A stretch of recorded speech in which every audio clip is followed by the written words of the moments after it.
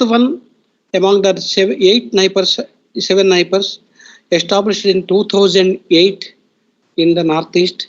This is the first national pharma institute in this region.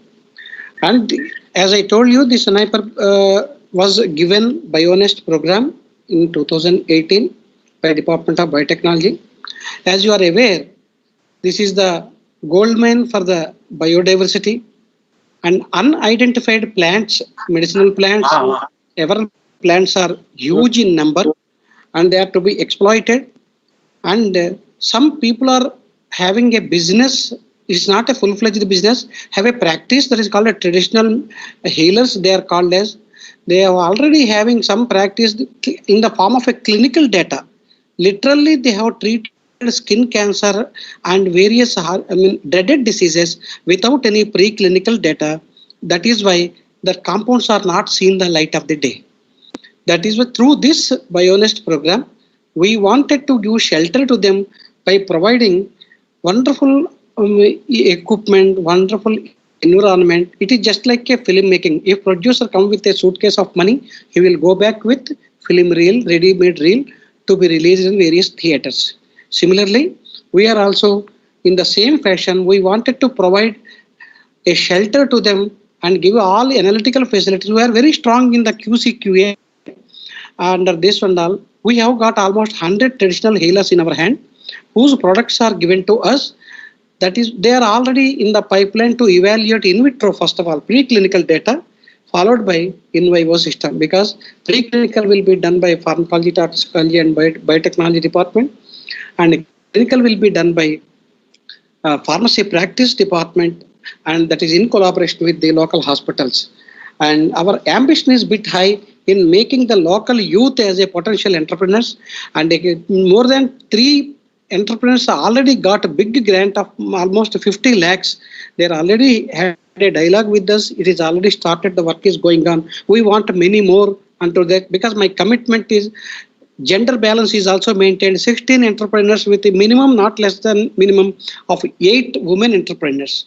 Because here, whoever completed the PhD, they don't want to go for the postdoc. They wanted to become entrepreneurs from Meghalaya.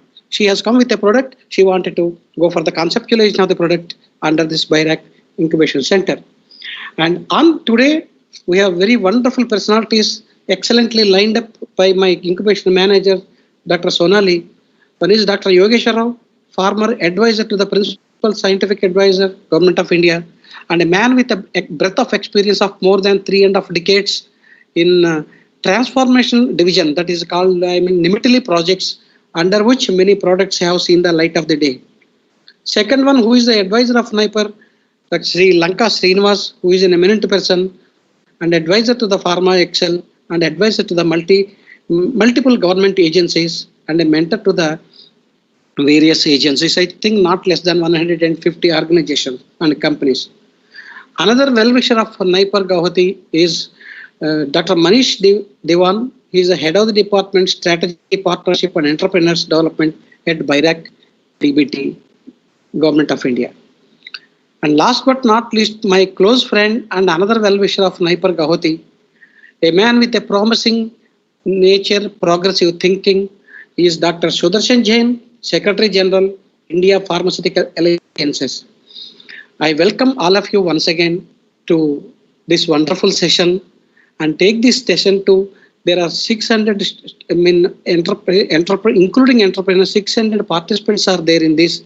And please give some kind of a message, how you can make the, your idea into product, some tips and all with your breadth of experience, so that there is a meaning for this seminar, there is a meaning for my BIRAC Incubation Bionest Center awarded by BIRAC people.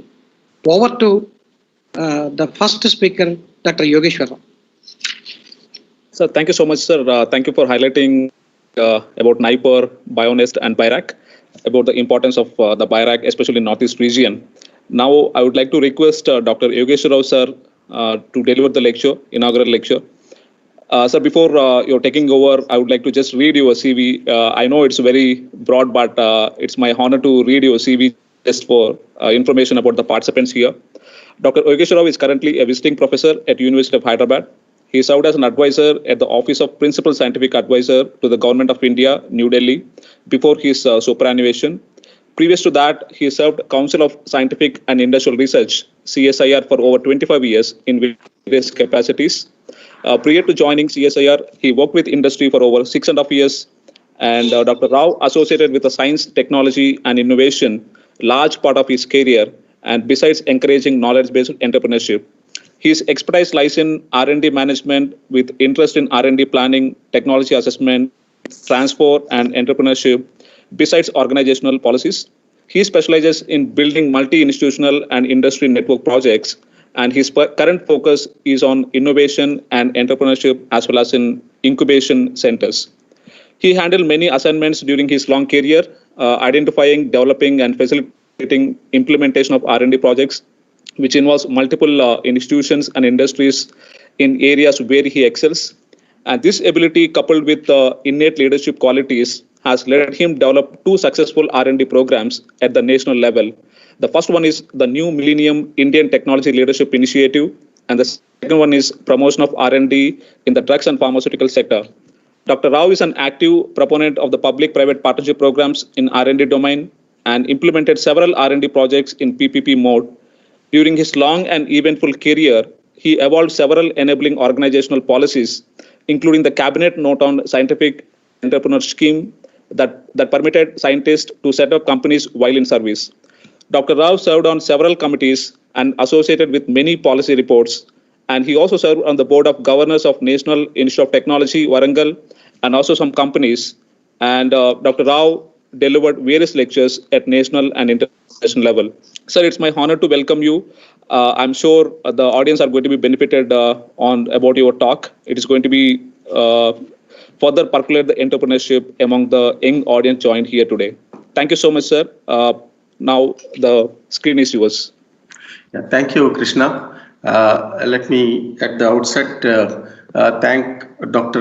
Murthy and my colleagues Manish Diwan, Srinivas Lanka, and Sudarshan Jain. It was a great honor for me. I think this was overdue. I was supposed to visit them in the month of February, which I could not do it. But then COVID came, and there was no way that I could go to the NER Guwahati. And it was almost overdue. I think Sonali Ray has been constantly in touch with me to get me there somehow to deliver a couple of lectures and other things. At last, I think through this particular thing, when I got the invitation for this, I could not say no. Although I had some difficulty in certain things, but I said, okay, I will accept this particular thing. Honestly speaking, I do not like this webinar in the sense you can't interact with the audience. So you feel you are talking to the computer and you are talking to the screen. So I somehow do not like, and many people, those who ask me, I said no, I don't like to. I am busy or something. I excuse myself. But then it's some makes it we have to sometimes. People like when Murthy has asked me, I cannot say no to, for that particular thing. So that's how it has been. I have to accept this particular thing and then came into the picture. Now, coming back to this thing, just let me get into my presentation. I think I get lost in this, I'm just trying to get back into NER Guwahati. That is a presentation. Yeah, I think. Is the screen audible? Is the screen visible? It is visible. Please press on it. You can open it now. Please open it. I opened it in the sense, is it visible now to all the people? So no, sir. We can see the folder. Sir, you can minimize the folder, sir. Okay, where is that minimization of the folder has to be done? No, I have already put that particular thing. Which is the folder? Right hand side top, the minimization, you can minimize the folder. Right hand top, that is if I do it, then I will go into this particular thing you are saying? Yeah, you can. Yes, sir. Yeah. Open so we can see. This is opening, but now I am wondering that That is fine? Now, are you seeing my presentation? No, sir, no. This folder need to be minimized so that we can see your presentation. Is it now possible? Are you seeing now? No. Where do I do that particular thing, I say? Because folder is not there on my screen. That's what I'm saying. Can I go back to this thing and then again restart the things so that That is better. That is better. Because that's where the problem, Or sir, can you forward it to Manish or Krishna? I can do that. I can do that. Right now I can do that. Manish, should I send it to you or Krishna? You can send it to Krishna both, and then we'll try to open it freeze. Krishna, you can send it. Again, let me try one last time, and then if it fail, then I will have to do something. Okay. Dr. Yogeshwar don't want to give up so easily. No, it's not the question of giving up. I really am very poor in this particular thing, That's the reason why I keep on. There are so many things opening on my. Is it now visible? Yes, sir. Yes, sir. Yeah, it's visible now. Is it now visible? So I need to go to the presentation. Go to the slideshow. Yeah, that's what I'm going. Is it now? Yeah. Okay. Yes, sir. Perfect, sir. Perfect. Very good. So I chose for the today's talk basically knowledge economy and startups. Basically how the knowledge economy and the startups play an interplay role in this particular thing. Now, if you look into the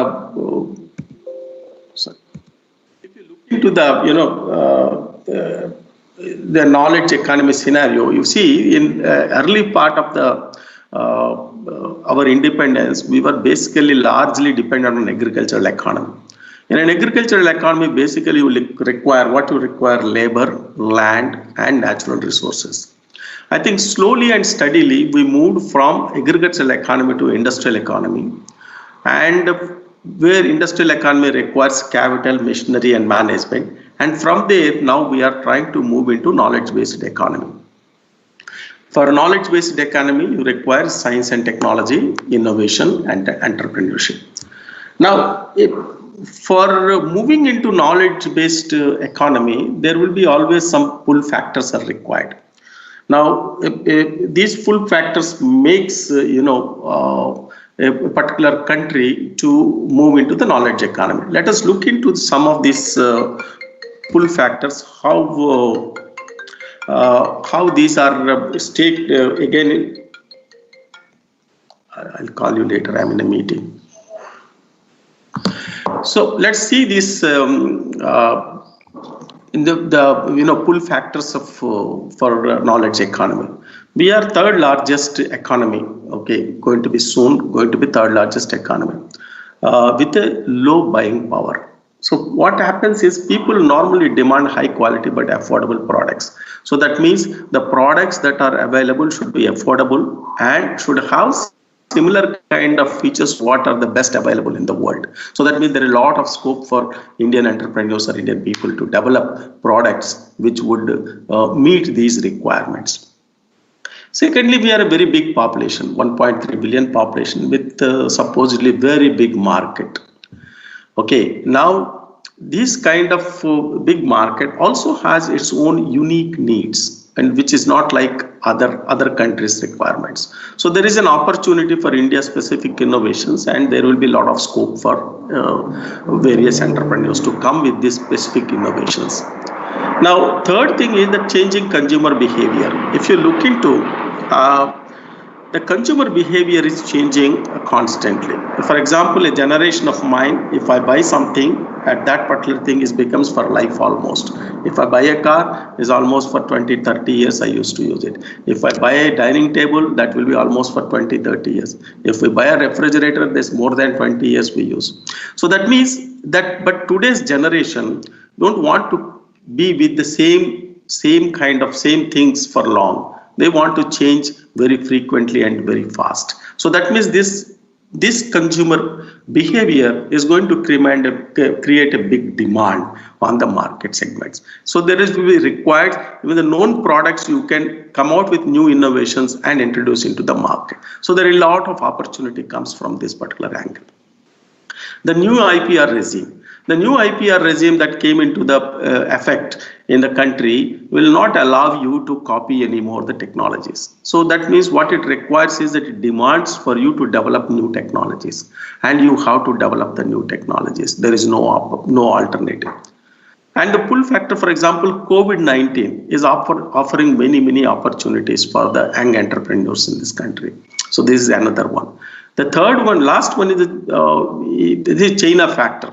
As you know, China's aggression and China factor. Earlier in the whole world, China used to be the supplier of all the whatever the requirements of the various countries. But today, I think many of the countries are looking alternative supply chains, alternative supply markets. So that means there are opportunities for the countries to really come out with products that could be serve the various others and become the supplier of the world. So that these are the things that are offering what I would call is an excellent opportunities for young entrepreneurs. And these are the ones basically are the drivers for country moving into a knowledge economy. Okay. Now, for a knowledge economy to survive, that you require two things basically. One is knowledge generators, other one is knowledge absorbers. Now let's look into the knowledge generators. What are the kind of knowledge generators that we have in this country? I think we have a large number of institutions, industries, universities, CSR laboratories, DBT laboratories, DST laboratories, and a variety of these people. All these people are basically the knowledge generators. And these knowledge generators are providing the knowledge for the knowledge absorbers. Who are the knowledge absorbers? The one on one hand is the industry, other one is the startups, strategic sectors, society, the government. These are the knowledge absorbers in the particular this thing. Since we are basically talking about what I would call is that the startups and incubation center and startup culture. So I would confine myself the knowledge absorption by the startups and move into that particular this thing. It's known that all over the world, okay, that startup ecosystem greatly contributes to what I would call is that knowledge economy. Now, if you look into the question that comes, but why startups? The startups, if you look into it, there is their risk-taking capacity is very high because they're basically they're very small in nature, with high in the knowledge quotient, but their risk-taking capacity is very high. In fact, elsewhere studies have shown that the risk-taking capacity is much larger than the bigger companies with the startups. Currently in Indian industry, many of the Indian industry is R&D. Our industry is risk averse. Basically, risk averse means R&D, as you all know, is very expensive, a long drawn process, and at the end uncertain. But Indian industry is risk averse and they would not like to invest much money in the R&D. Thirdly, these startups are very flexible and resilient. And they're very flexible in the sense they may be starting something, they can move into some other area, they can move into some other area. So that's what they are flexible, and they are resilient in the sense that today they may be in the dumps. Tomorrow they will come up, and day after tomorrow they may again. They see ups and downs in their entire this thing till they reach to a steady level. But that way they are very resilient. In fact, one of the company which I know very well, which is started about some years back, has not been able to scale their activities to a certain level, beyond a certain turnover. But COVID has offered them such a wonderful opportunity. In the first half of this particular calendar year, they have clocked almost like 8-9 crore rupees of turnover only by doing the COVID tests. So that's what it says, that they have been able to position themselves flexibly into that particular area and also very resilient, and they're trying to do all these things. This is what happened in one of the cases. Similarly, many other places perhaps. Startups are also a better place to translate early stage inventions into commercial goods and services, because they have what I would call baggages, so that they have no limitations and no baggages, as they can think what I would call is that in a laterally and in a different way, and they can translate the early stage inventions very, very quickly and fast. Third one is the large companies are downsizing R&D. If you have heard of many of the multinationals, or even, for example, some of the Indian companies, they are downsizing their R&D. Now, what they are doing, while they are downsizing their R&D, they are looking at the startups as one of the options. If a startup is in the area that of interest to them, they're trying to acquire that, they're investing into that particular thing to use that particular knowledge later in their particular thing. And many of the startups are being acquired in that particular fashion. I think we have been hearing some of those things. Particularly, it is happening very much in the IT area, and it is likely to enter into what I would call is in healthcare and other areas also it will come into. So that means there is going to be a great interest in the startups, because the startups are, as I said earlier, it's a better place to translate early stage inventions. That's the reason why people look at those particular things to acquire those particular things. Now, lastly, that they also help local economy and development of job and creation and other things. So this would also help. That's why startups are going to help greatly in knowledge economy and knowledge revival of thing.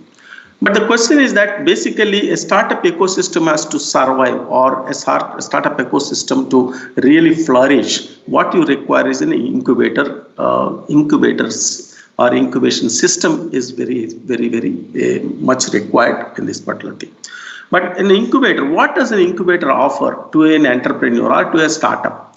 What it provides is facilitates appropriate for R&D. It provides facilities appropriate for R&D. It provides us a variety of services, and it provides management technical assistance. It provides professional and business guidance. It provides assistance in commercialization of the knowledge that is generated by the startups, and use of the, if that is particularly that particular startup incubation center happens to be in an institution like NER Guwahati and other things, they would also facilitate their laboratory facilities to be used by these particular entrepreneurs. And also the faculty can be, a professional experience of the faculty can be transferred to that particular incubatees in that particular thing. Inter-tenant synergism, because when an incubation center provides, many of the startups will be there, so there will be an inter-tenant synergism gets built in that particular startup. Assistance in obtaining finances, and the startups can help the incubators to get the finances. They can also link with the people, those who finance such kind of things. Connectivity to potential customers, partners, and investors is all that what the incubation center would provide. Now, in the sense of services, I said a variety of services it would offer. Now, let's see what kind of services the incubation center offers.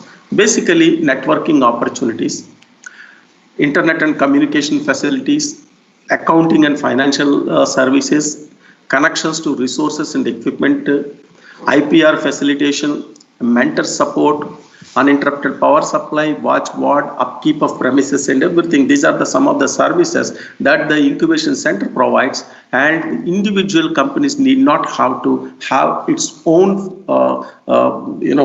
setups for such kind of providing for such kind of facilities. Now look at when you look at this, is an odd slide in our entire my presentation, but then I thought it would be useful for many of the incubation centers. I kept it actually. Now, on what parameters normally you evaluate a performance of an incubation center?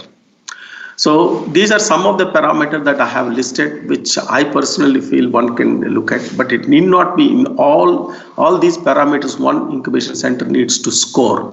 But even if they can perform some of those things very well, they will still be a very, very good, and others can add more and more such parameters to this particular thing to evaluate an incubation center and how it will be. its performance will be, and it will also be a parameter, a sort of a matrix for an incubator. If he wants to incubate in a particular facility, he would like to look at it, what is the kind of board it has got, what is the kind of these parameters, how they score in these parameters, and that would make him to enter into that particular this thing. So every incubation center must try to achieve a little higher scores on this particular thing, and that would be very good for the incubation center. Now, let's come to some of the startups, and because the startup is what we are trying to focus today on our webinar. So there are basically 4 types of startups. I classify them into 4 types. One is startup based on new markets. That means product service exists elsewhere, but not available in their market. I think if you can look at it, the best examples for this is Flipkart, Ola, and for example, even this your Snapdeal. Some of these things, the concept of that particular thing was already existed in Western markets, but those products or those services were not available within the country. So what we did was that some of our entrepreneurs has adopted that kind of a thing and built that particular services on a platforms and offer to the market. So this is what we call as a startups based on new markets. Then startups based on new knowledge and innovation. This is totally a new product, new thing that you would like to look at it. Look at the development of a new product and new these things, and then that's what you offer into the market based on your market demands. Now, startups based on improved product or service. You have a product that exists already somewhere, but you have improved on that particular product and you have offered it to the market. This is another kind of a startups that there could be many examples on these particular startups. The last is, of course, copycat startups. Most of our pharma industry has been built on this particular concept in the past, but it is no more valid, this particular thing. So I classify all the startups into 4, and all of these things has its own place within the given matrix and within given knowledge economy. Everything has got its own place, except for maybe the copycat startups, which may not be possible nowadays within the IP regime and other thing. So now, in a broader sense, if you look at it, a startup is nothing but an entrepreneurship. Now, entrepreneurship is basically a team effort. An excellent team with a complementary knowledge or skills with average technology succeeds far better than an excellent technology with an average team. So anybody who is aspiring to be an entrepreneur and wants to start a startup, the first and foremost, he must look at it, how to build a complementary team. And the complementary team must have all the knowledge and skills that are required to take that innovation, that product forward. So that's what would become very, very important. Now, let's look into some of the characteristics of a startup. What is the typical characteristics of a startup? If you look into an early stage technology, usually many of the startups are very, very early stage technology. Outcomes are very uncertain, and the proof of concept is not yet being demonstrated, and they will be working on the concept and trying to move from one stage to other stage and other stage to other stage in a gradual way. They will be moving into it. And here, that particularly in development of these things, you would require continuous involvement of the inventors and the innovators would become very, very important. And when they are developing a new product, and there may be a market exists, there may not be a market exists.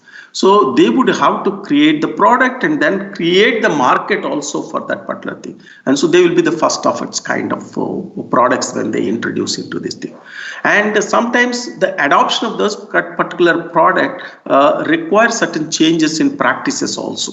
Particularly in some of the products, then when you are trying to bring in even some of the governmental rules may have to change, certain systems have to be changed, and those things will have to be bring into the systems, and involves very huge risk, and involves a big risk.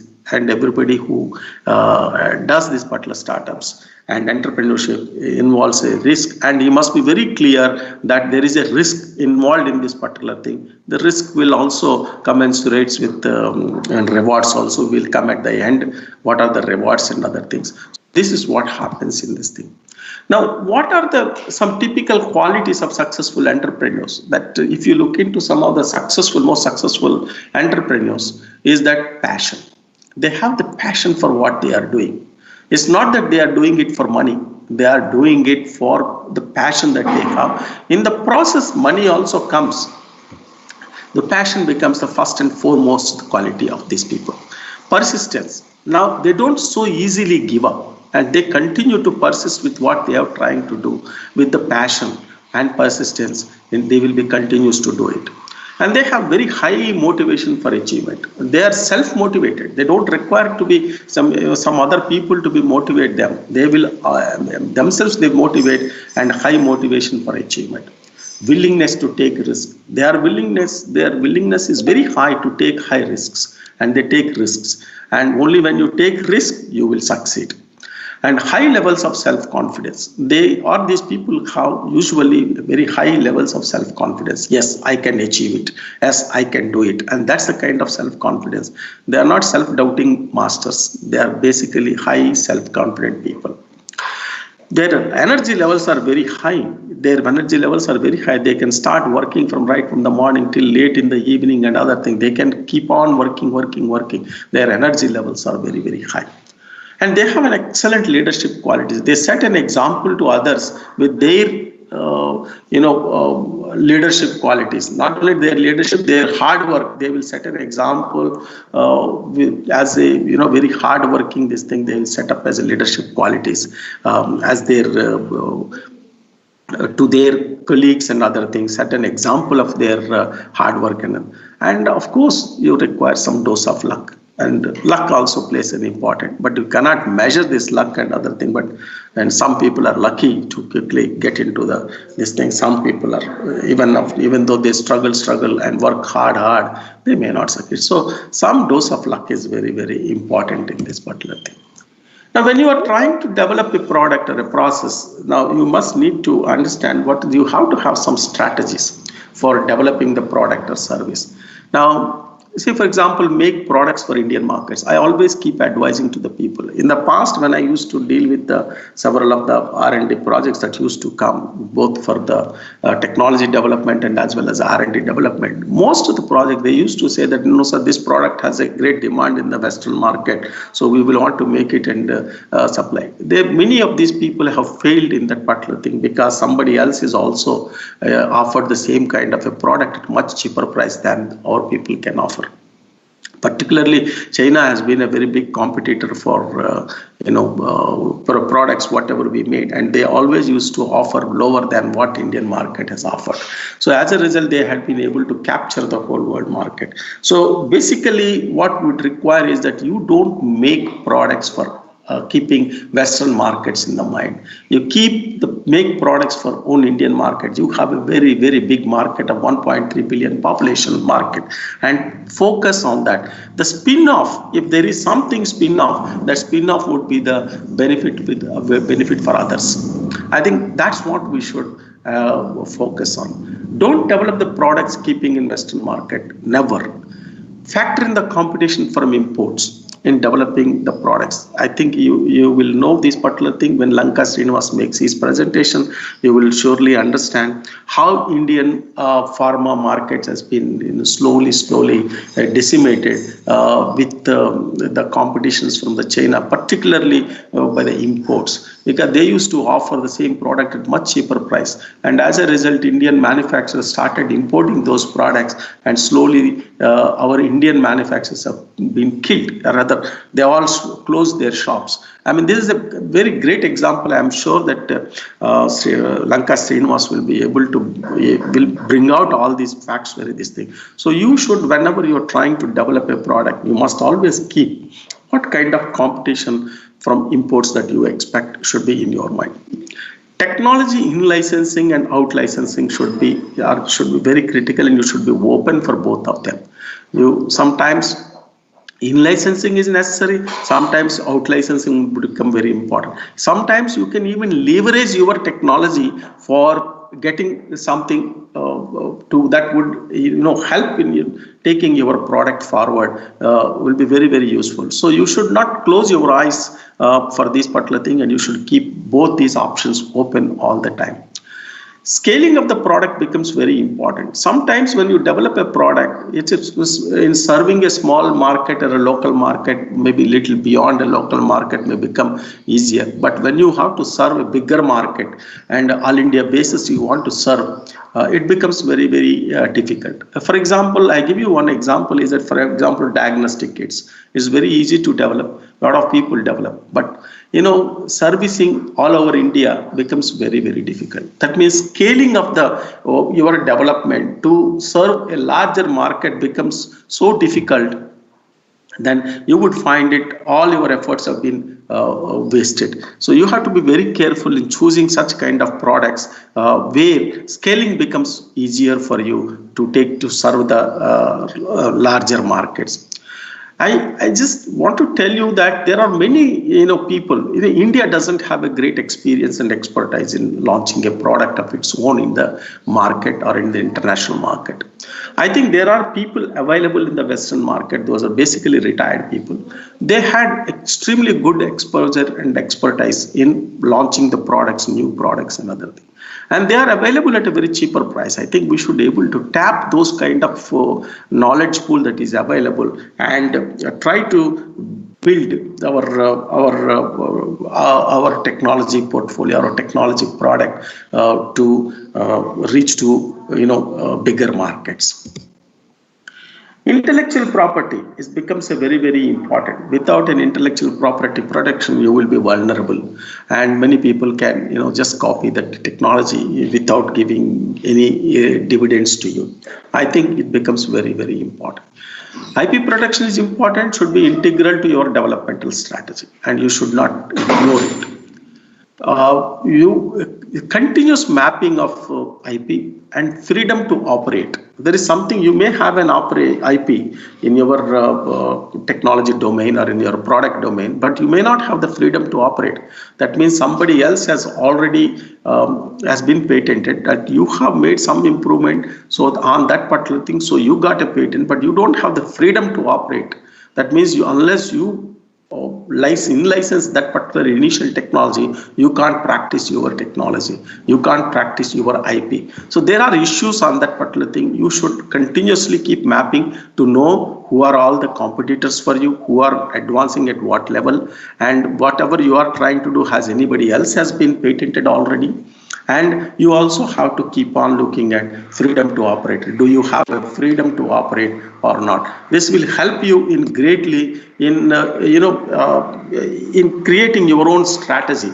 Sometimes whatever the path that you have chosen might have been been patented by somebody, so you will have to change your path to reach the same product. In that process, this particular continuous mapping and FTO will greatly help.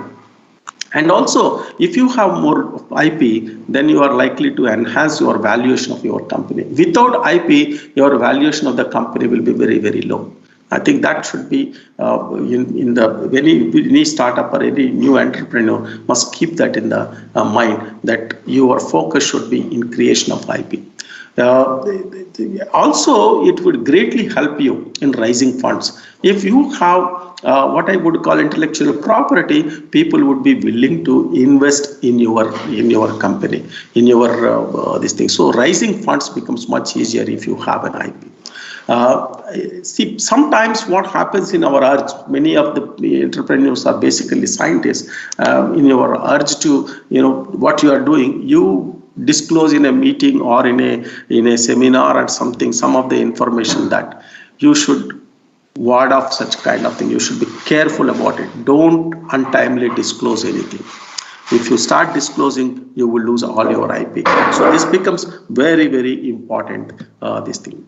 Now, some of the common mistakes people do in intellectual property, this thing is failure to look at prior art.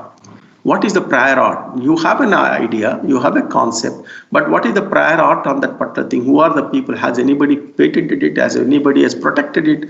That particular thing you need to do. Many quite often they will start with a concept, but they don't look at it. What I call is that the prior art. Mixing up pre-existing IP. This is what I said, freedom to operate comes from this particular thing. If you start mixing with the pre-existing IP and part of it that you start and that you are building, unless you have practicing rights, IP licensing of that particular IP, you cannot practice your IP. So mixing up pre-existing IP becomes very, very important in your this thing. Timely filing. I said untimely disclosures. Before you disclose anything, you must timely file it. Timely, even if it is a provisional patent, but you do it, timely filing is very, very important. Infringement or FTO. That sometimes what happens is that you will be infringing on somebody's patent, then you will lose your freedom to operate. And somebody else will maybe infringing on your IP, then you will have to keep watching who is infringing on. So you have to keep mapping your entire this thing and keep on looking at it. Another basic problem in this country people will do is that employment agreements. Suppose say you have employed some of the people.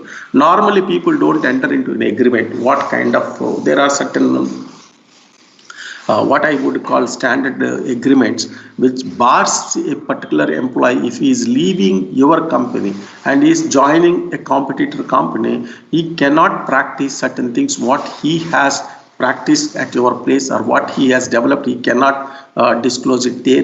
There are certain restrictions on this. Will be very, very useful, because in the India context, what happens is that if somebody is paying some better salary, people will move to the next company. In fact, Pharma is one of the best example. The technology transfer through people movement has taken so much so that in a company people will be practicing. Those people will go to another company. They will again manufacture the same thing. From there they move to some other company, and again they this way horizontal transfer by movement of the people has affected the pharma industry also in a great way.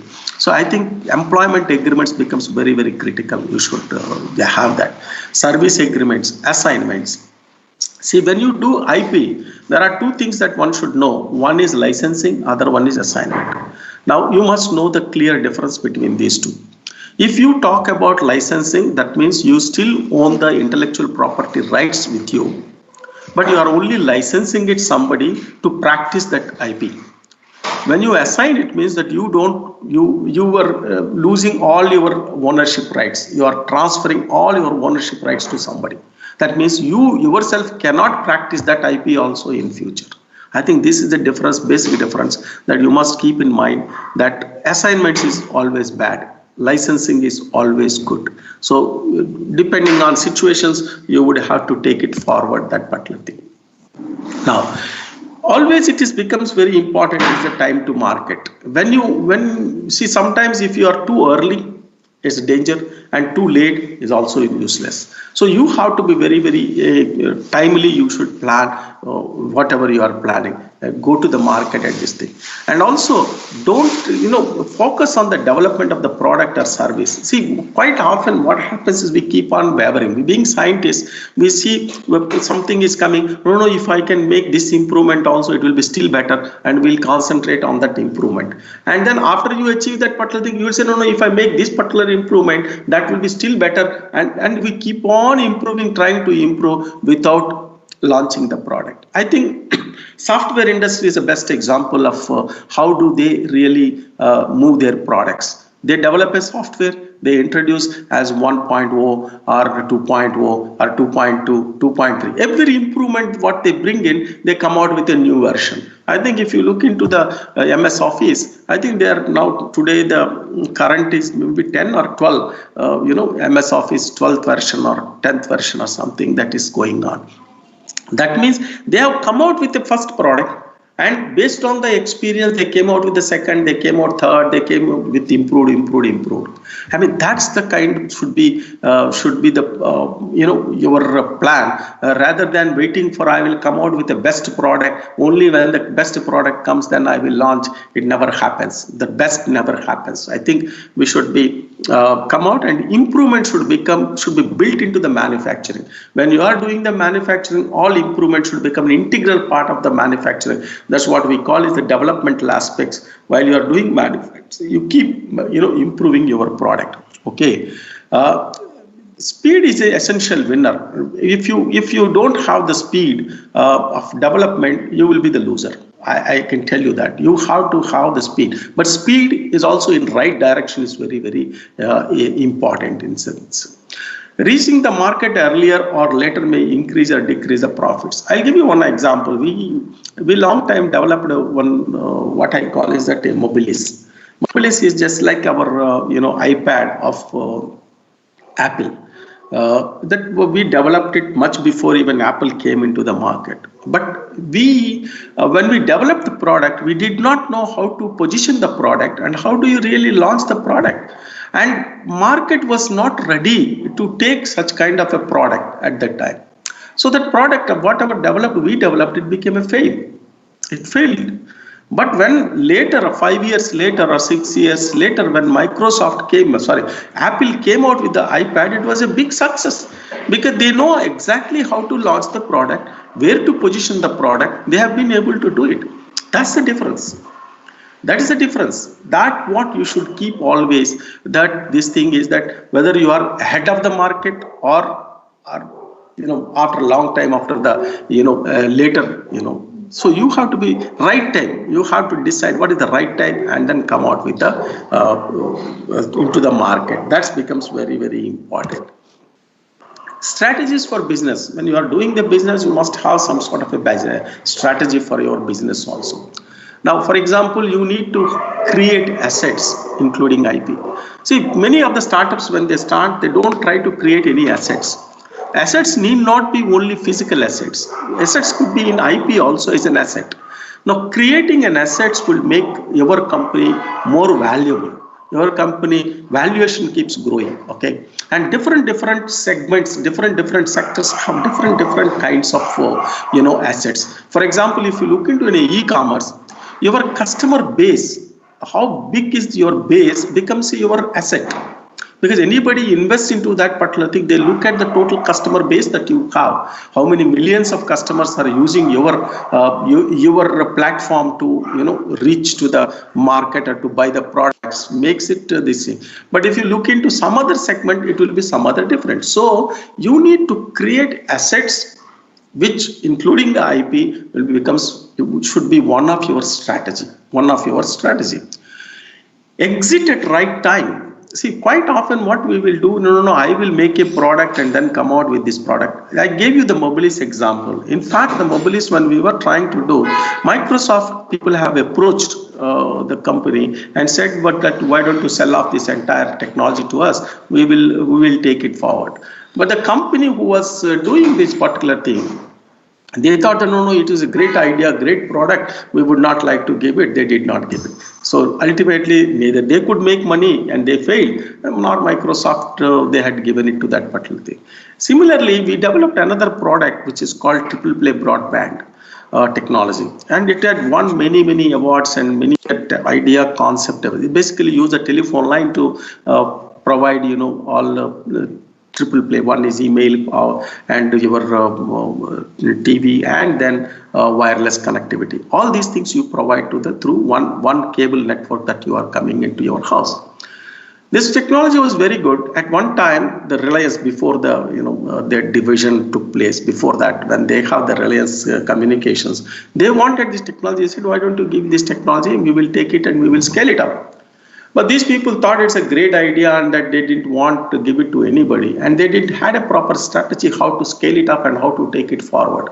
At the end, they failed. And in IT area, particularly ITS area, you would find if you are not able to go to the market in about 12 months time, I think, or maximum 18 months. Otherwise, you have failed, because there are many other competitive products will come into the market.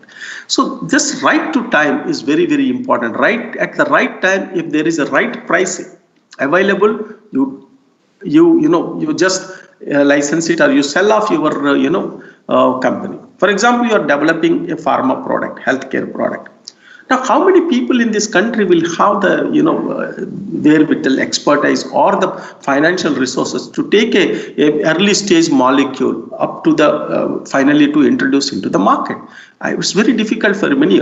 That's the reason why many of the people take the product up to a certain level and then sell it off to a multinational.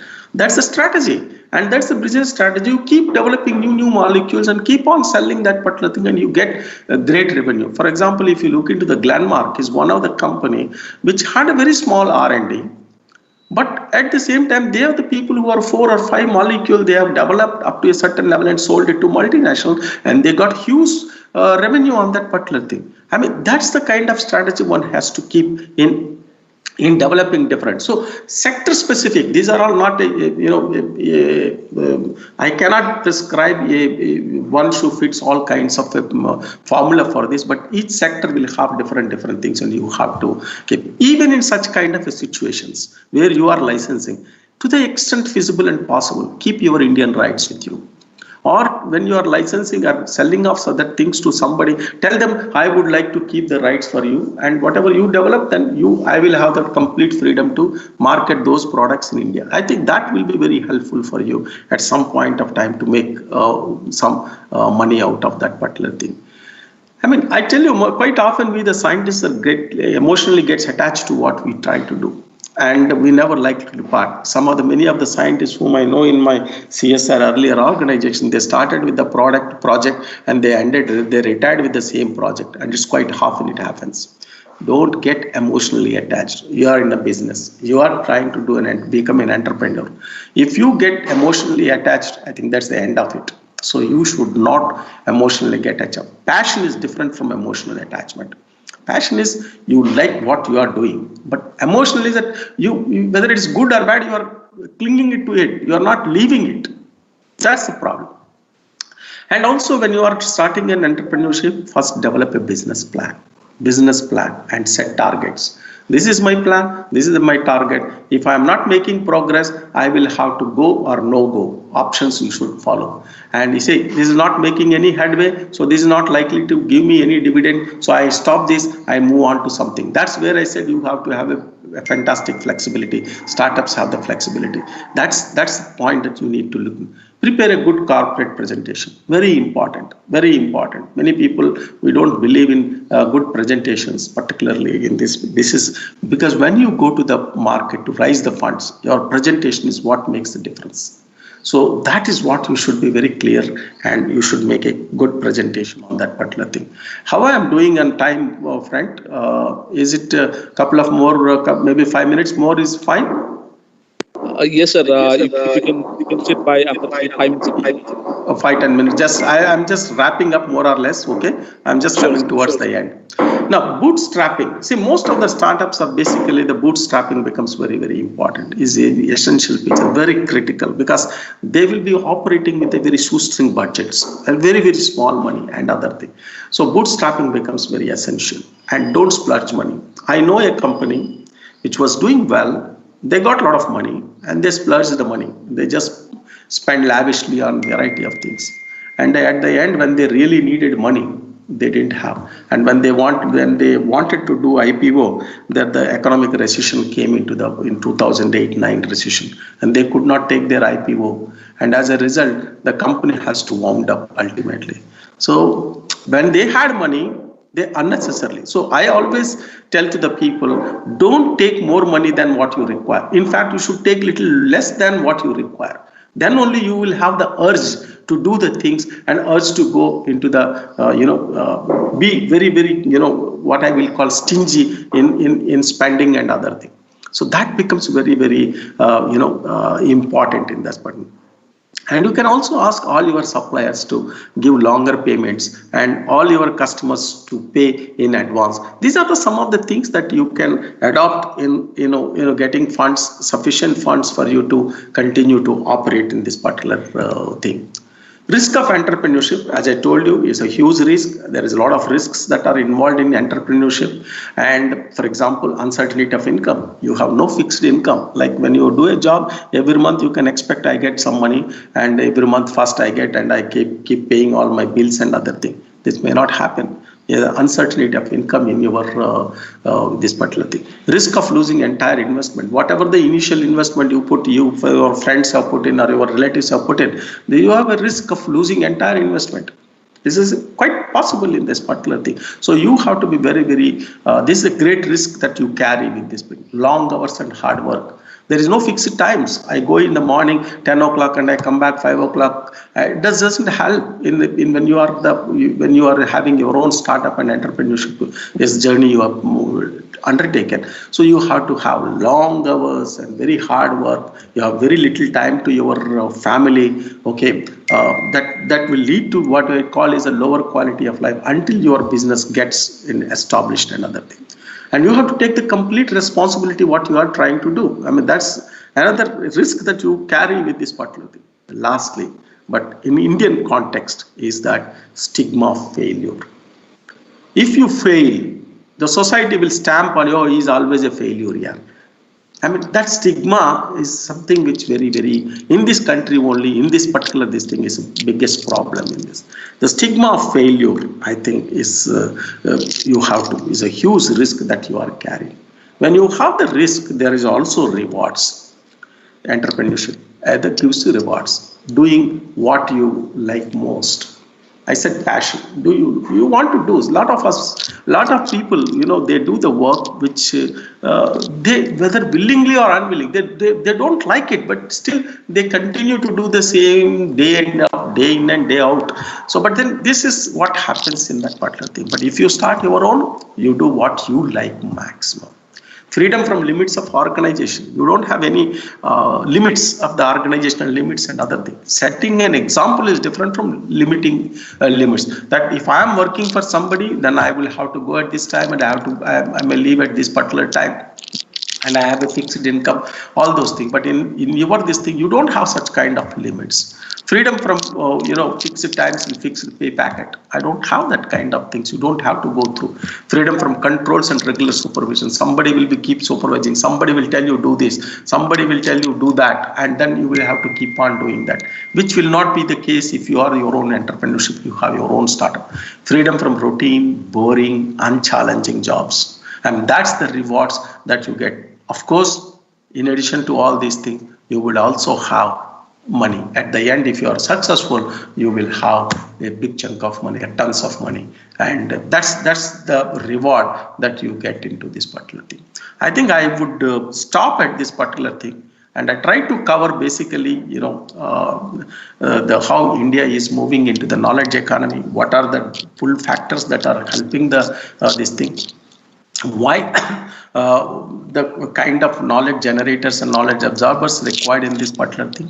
And I try to give why in incubation centers would be very useful, because with the little monies that you can start your entrepreneurship and slowly grow into a big thing. Incubation centers, the importance of the incubation center. And then I gave you some what I would call important tidbits, you call it, at important points, you call it, of entrepreneurship. And in getting into the startup business or another thing is what I tried to cover. I hope many of the listeners would might have liked this particular thing, because if they are thinking of entering into these points, would be very, very useful for them. I think I will stop here. Thank you very much for listening to me. Good. Over to you, Krishna. Thank you very much, sir. Thank you very much for highlighting all the aspects of entrepreneurship on the theme of our seminar. Sir, session is going live. Right. I'm just opening. I'm just coming into this particular. Tell me now. Are you seeing me? Yes, sir. Yeah. Sir, you can stop screen share. Which share that is, where is that particular? I'll close my presentation basically. Sir, you can come to the Teams now. I'm in the Teams only. No, Entrepreneurship Development Seminar Series for Pharma sector. I'm in the same Teams only. Yes, sir. No? Yeah, now it's closed. Yeah. It's over now. Sir, there are two quick questions from the participants. The session is going live on YouTube. The first question is, what are the factors that matters on choosing markets? I mean, this depends upon sector to sector. Okay, now you cannot have a single prescription or for this particular thing. If you are in e-commerce business, it's a different kind of story. If you're in healthcare products, it's a different story. Within the healthcare also, there are different segments. One need to look at it. So in all these things, what I would like to tell you is that India is a big market. Okay, and this market will help you come out with any product, any this thing, which will be, you will be able to. Say, for example, take for example of the COVID-19 testing. Okay, now you don't have to service the whole of the country with your COVID-19 testing. If you can service your state or your region, is good enough, because you can make good money in that particular thing. Now that is why it has given opportunities many people to come up with the COVID testing facility in different parts of the country, and they're serving their region and they are doing very well. So that's what makes the difference. Okay, when you compare with the COVID mask, okay, when many people who are making earlier what I would call apparel manufacturers, they all moved into making of the masks. Okay, now when you are making a mask, you don't confine to your region, you will be all India based. So you will have to choose which product you are trying to bring in, what is the kind of reach that you would like to, and would it be sufficient. That I think would depending upon the product to product. It can't be what I would call is, but by and large, if it is a platform based, for example, like IT based kind of a thing, it can be all India based. Okay, so one need to look at it. It varies from product to product and sector to sector. Sure, sir. Thank you. Another quick question is, what are the basic things required to Indian youngsters to be an entrepreneur?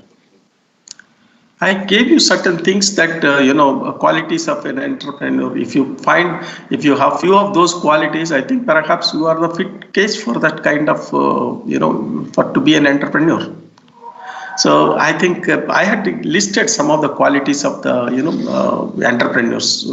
I mean, that if you have, you need to assess yourself. Do you have those particular things? First of all, do you have a capacity to take risk?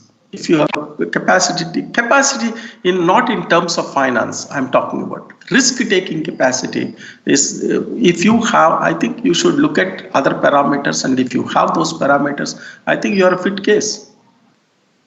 Sure, sir. I think already you highlighted many other aspects in the presentation. I'm sure all those are very important for the audience today. So thank you so much for joining with us. It's our pleasure to have you here.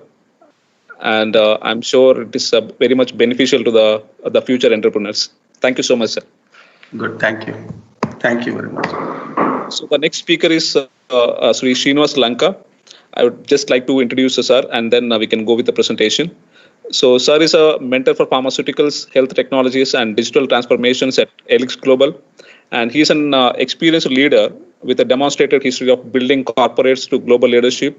He adapts in mergers, acquisitions, and integrating to build successful corporates. He is an expert in corporate and brand positioning and building, institutionalizing sustainable systems, mentoring industrialists.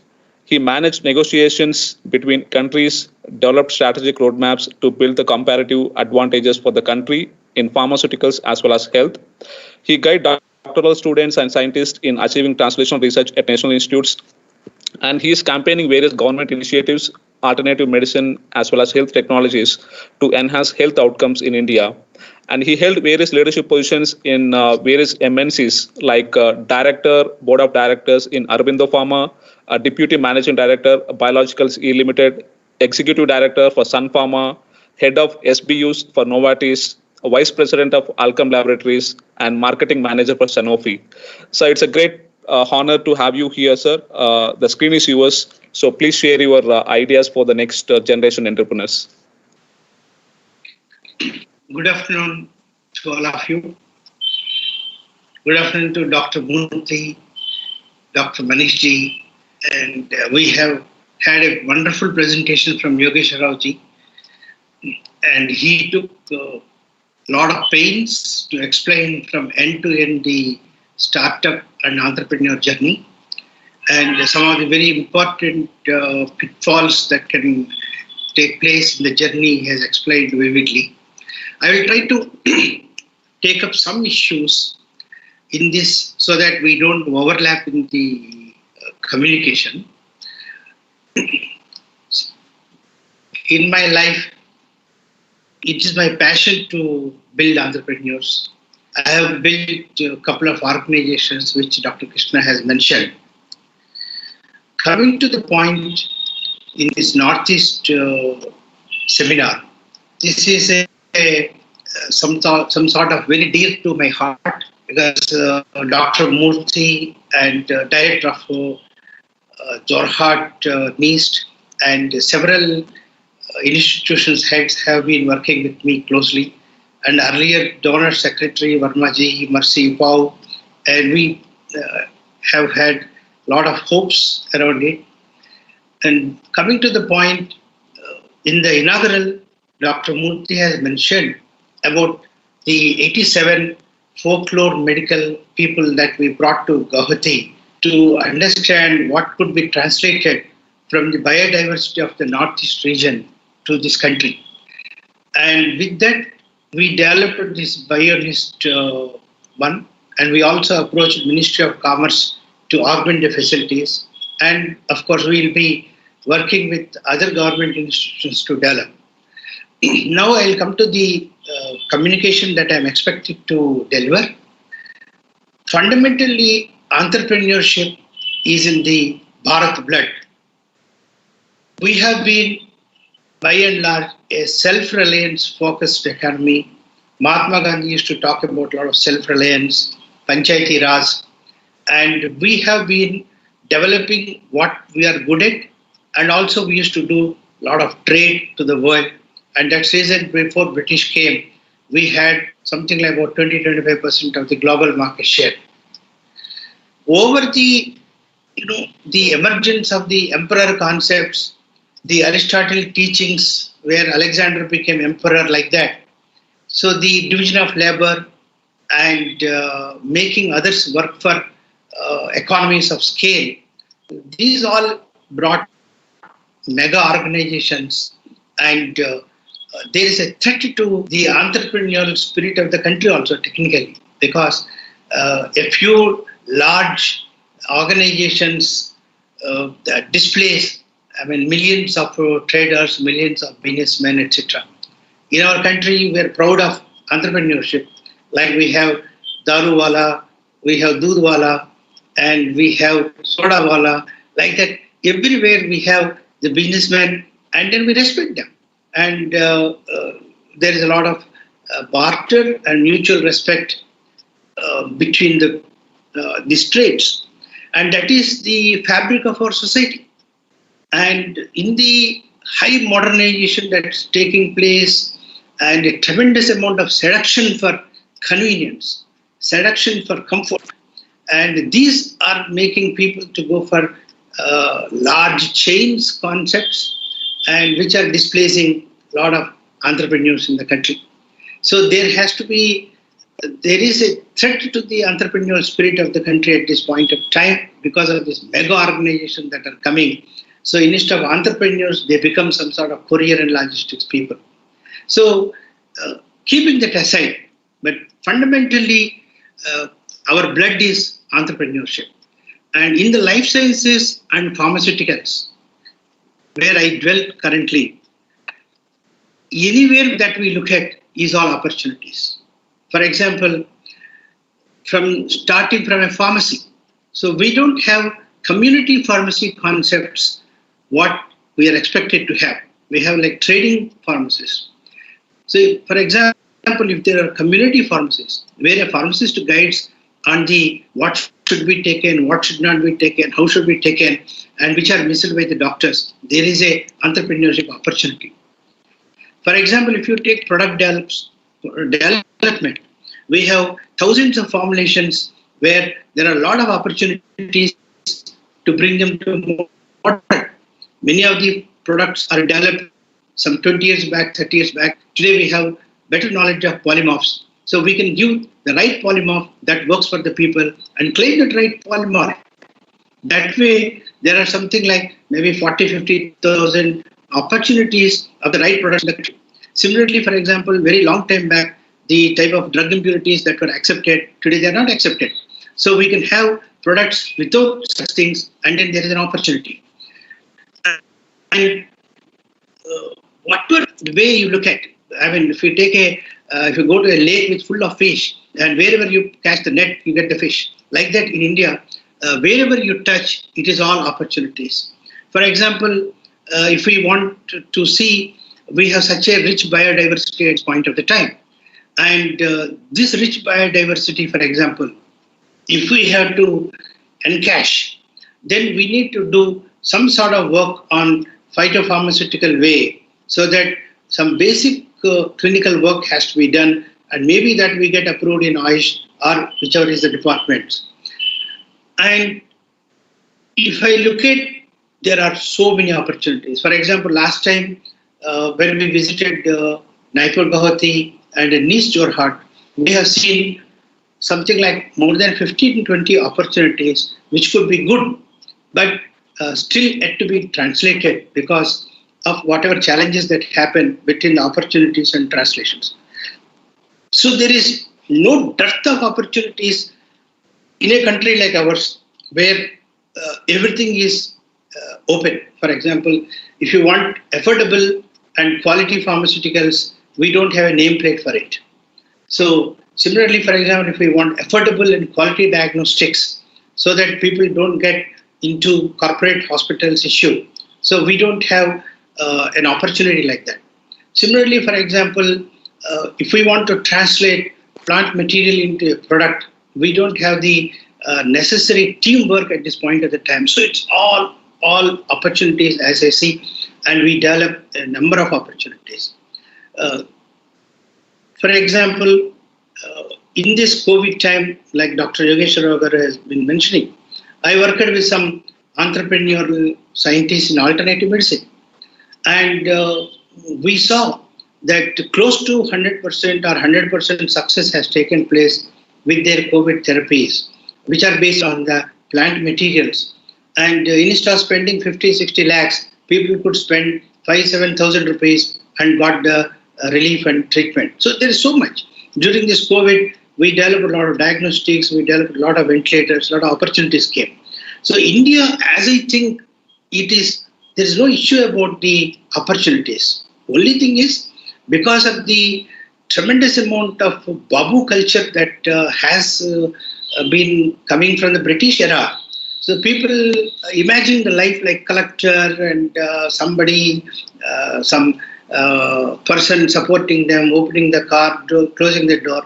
So if that type of mindset is there, so because of that, the entrepreneurship is not celebrated in the country. Otherwise, for example, the abilities are there. And like Yogeshwar mentioned, the stigma of failure and some of those things really are a cripple.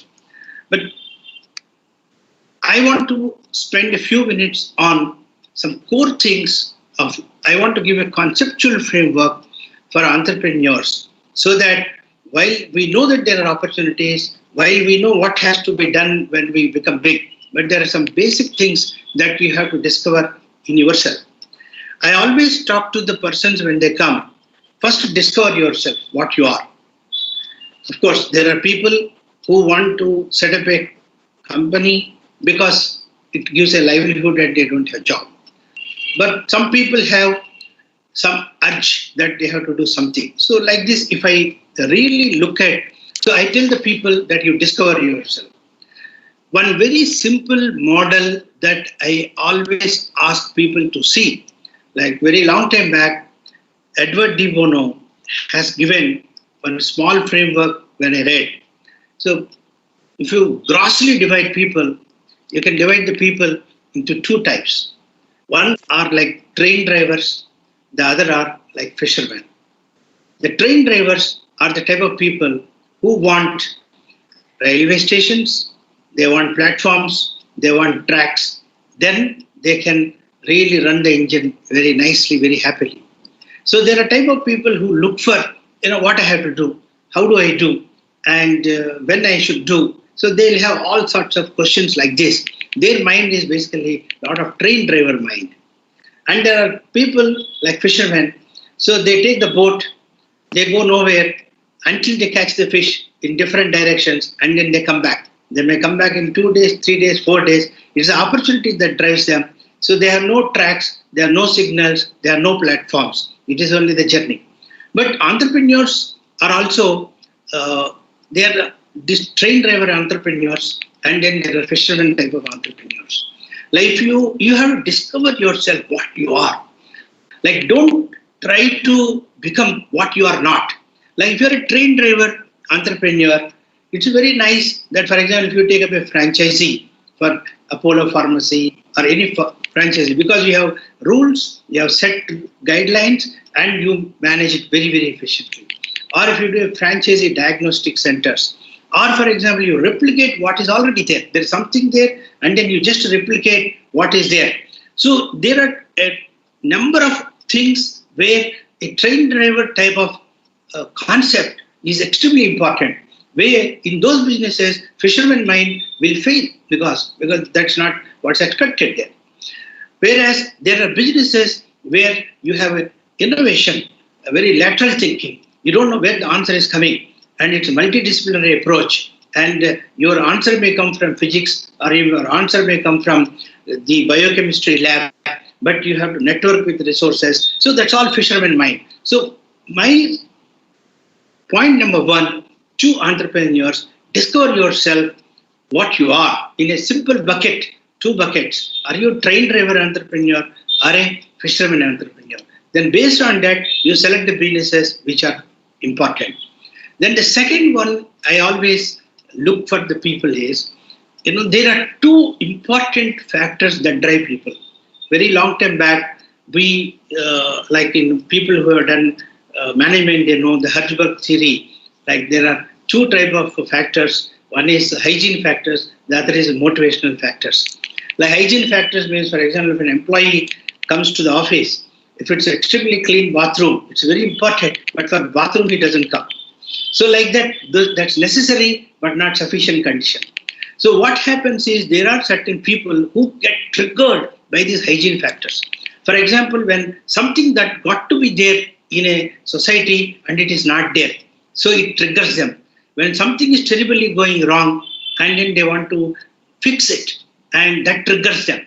So there are people who get motivated and triggered by hygiene factors. And there are some people who have very significant motivational factors, like, for example, the increase the standard of living of the people, or increase the quality of our life people, or for example, one of my motivational factors is to make India a health capital of the world. For example, for 20, 30, 40 years, I am working with a single mission. And so different people will have different mission and work on it, but you have to define what is that is motivating you. So if that you discover yourself, then you are in a much better position. This is the second one. The first one I told you, the Edward de Bono type, train drivers and fishermen. The second I gave you what motivates you on the hygiene and motivational factors. Third, very important, I learned from McClellan when I worked with him, is people are driven by 3 very important factors. One is called power, other is called achievement, third called affiliation. So if you are driven by the power people are like, they become secretaries of associations, presidents of the colleges, they are driven by the power. And there are some people who are driven by achievement, 99% marks, 98% marks. And there are certain people driven by affiliation, that everybody likes them and they are there in every function. They are behind the smile of everybody. So this power, achievement, affiliation are 3 important poles. Everybody will have all 3 components, but then there is one component that's predominantly more than other component. So you have to discover what you are. Are you a power man? Are you an achievement man? Are you an affiliation man? This is extremely important before you start the journey. Because if you're a power man, then the type of products that you should think of doing business or the type of product that you want to invent, or the type of thing that you should associate should be power-oriented. Otherwise, you will not get kick in the life. For example, if you are achievement-oriented person, then, for example, ensuring that 98% of the time you are diagnosing the tumor correctly, or 99% of the time you are developing a CT scan in the electronic way with the genomics correctly. I mean, your whole orientation is on the achievement. So that gives you kick there. If you're affiliation-oriented man, then, for example, ensuring that, for example, you develop a diagnostic device where a life is saved at the home and the people are smiling in their life. So it triggers differently, because money is one factor, but money is a byproduct. It's not a main product. So you live to enjoy your life. And if you have to enjoy your life, you have to discover what you are. So I want you to reflect for a while on what you are, so that later on you will develop the products associated. Similarly, for example, when Dr. Yogeshwar mentioned that you got to have a complementary team. What is complementary team? For example, if you are a power-oriented person, you take up a team player who is an affiliation person. Your value systems are very different. He enjoys by giving donation, you enjoy by being on the pedestal. So then you don't have that type of mutual high respect between the players. So the type of people that you select also will be somewhere related to your core values. And especially the first 4 or 5 team members is extremely important in your journey, because if that's where the puncture takes place, a lot of problem will happen. So in the complementary team, when you're developing, you should have this mental construct. Are they trained? If you're a train driver, if you're getting fisherman, you'll be very unhappy. What is this fellow morning going and coming in the night, not knowing where he is going, what he is doing, he is wasting all my resources. You will have conflicts. So similarly, you should look at what is driving the people, and then this power achievement affiliation. So it's a very, very important one. And you have to have the what Yogeshwar has mentioned, like complementary team. I mean, you can't have clone person, but you need a complementary one. Like some of the gaps that you have to be corrected by your team member. One very important thing that I have seen in life is, for example, Apollo teams, they always fail. Apollo teams means the best in everything. For example, if you are developing a pharmaceutical product, you, for example, bring a best pharmacokinetics man, you bring a best pharmaceutics man, and you have a best person in the formulation development. And if you have all the best, most likely the team may not succeed. The teams have to be like the 5 fingers. You know, there are some integrators. There are some people like index finger, they'll point out like devil's advocate, this is perhaps wrong. And there are some decision makers, and there are some people who bring everybody together like the little finger. So you have to you should not aspire to bring best in every field, because then most probably it won't work. Because research has proved that Apollo teams normally don't succeed more than 20% of the times. So that reason you have to have a innate leadership within the team. Who is the best? I mean, who is the lead, like that. And then accommodate the others in that structure. It's very, very important. Then there are 2 other important dimensions when I sit across with the entrepreneurs. I say, are they linear people or are they spatial people? And I'm trying to give things in a very, very simple binary method so that it becomes very easy to remember. So the linear people are like, deep scientists. They are extremely focused on what they are doing, and they think the rest of the world it automatically falls into place, but it doesn't happen. And spatial people think a lot, but then they don't have the depth of understanding of a problem that they have to solve it. So they think that some scientist will solve their problem.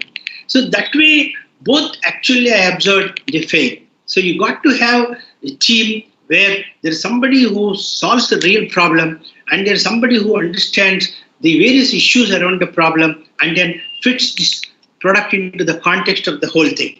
So this linear and spatial, you're picking up your friend who will do the partner or whatever it is, it becomes very, very important in your life.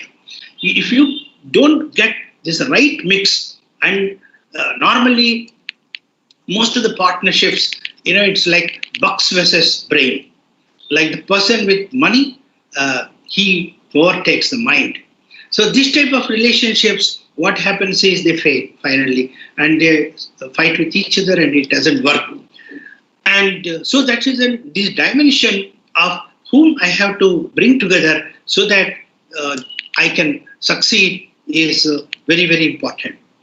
And another, like for example, when I have worked in IASST, Guwahati, NER Jorhat, and Imphal, NER Guwahati, and I must have come across, I think, more than 100 excellent ideas. And I might have written a lot of papers that this can be done, that can be done. But the biggest challenge for entrepreneurs is the technical challenges to prove a product needs the equipment or talent support from multiple institutions.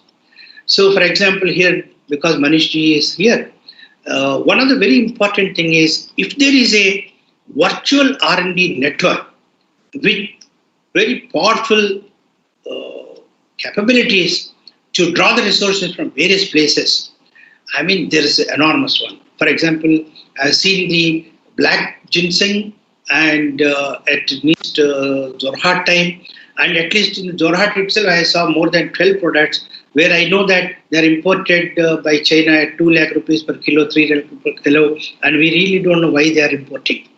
And we have seen, for example, we saw the black rice, the purple rice, and we developed some products out of it, extremely exotic, extremely aromatic, and we took around in the test marketing in the country. There was an enormous amount of interest, and I'm not exaggerating with adjectives we have seen, but somewhere the small ability lack, like they don't know how to get it tested and how did it happen, and they have to go to some other institute, and whether professor has to go or incubator head has to go or scientist has to go, inhibition to meet people, they all made the projects delayed by months and years together.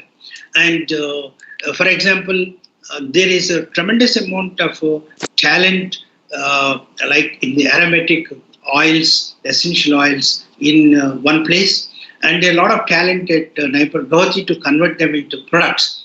But those people want to learn product development, and these people want to develop oils knowledge. It will take another 20 years, and then it will get delayed. So there's a forced network when it comes. I think a lot of our entrepreneurs will be very, very successful.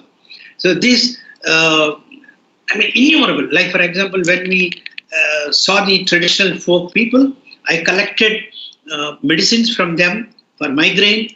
I collected medicines for piles. I have collected medicines for several sexual function issues and a lot of women issues. And I carried them to Bombay and Hyderabad. And those things I gave to some of my friends who needed them. And I had phenomenal results. Phenomenal results. For example, I picked up a product for piles from that marathon that we had. And when I returned to Hyderabad, somehow surprisingly, one person who had some 15-20 years of piles problem called me, what can be done? Then I had this product. So that fellow gave me something like about 15 milligrams. I said, why are you giving me 15 milligrams? He said, you don't need more than a small speck to treat. You don't need, so he gave me a small packet, this much. And then I gave a small speck.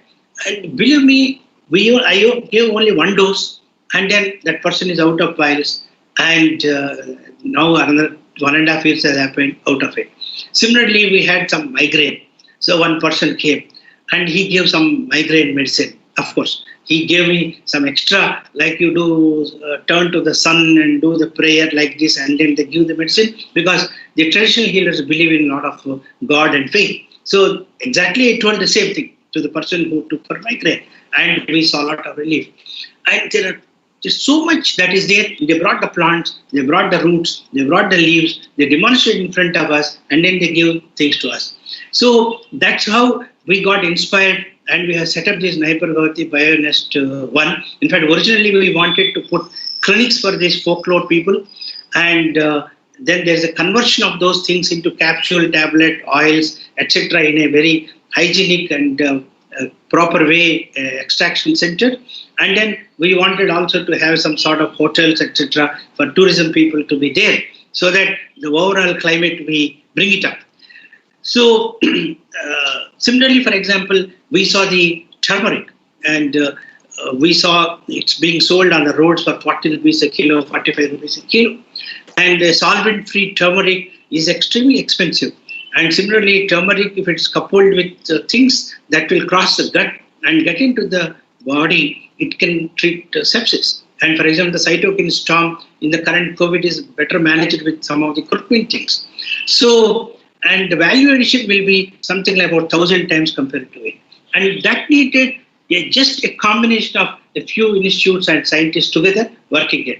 So that is the reason this teamwork is extremely important.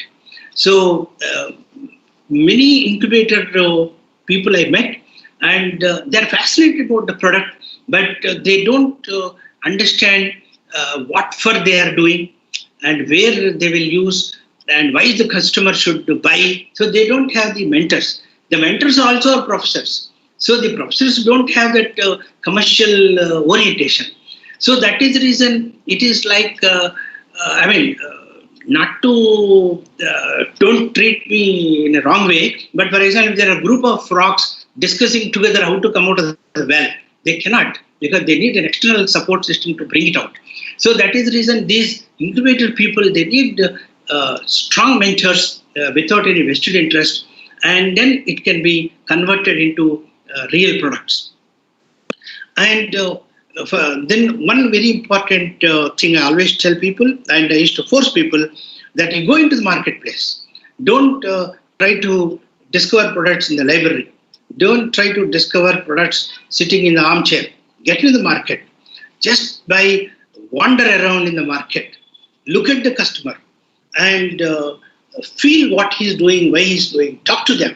So I call normally, it is innovation by wandering around. And then you really get the real knowledge. So today, of course, the Westerners call as a design thinking, but whatever it is, you have to go to the marketplace.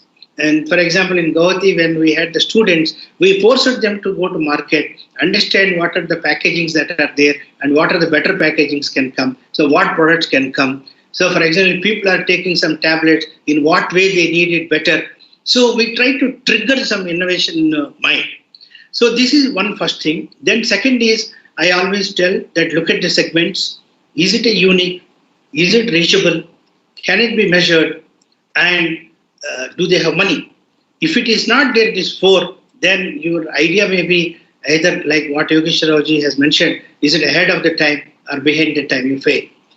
And after the segmentation, I normally tell people to differentiate the product from the current products. I ask people on a simple model, like you list down the attributes of the product, list down what you have, list down what the competitor has, and imagine what is desired by the customer. So there are three columns: what you have currently, what the important product has, and what the customer desires. So then you rank these attributes on the importance of the attributes, like what is important. So don't try to excel on trivial attributes that are not important. Excel on the attributes that are very important. So once you do this, we call as St. James model, but basically it is like on the attributes or benefits, map what you are, what the best brand is, and what the customer requires. Look at the gap and try to develop the product based on these gaps.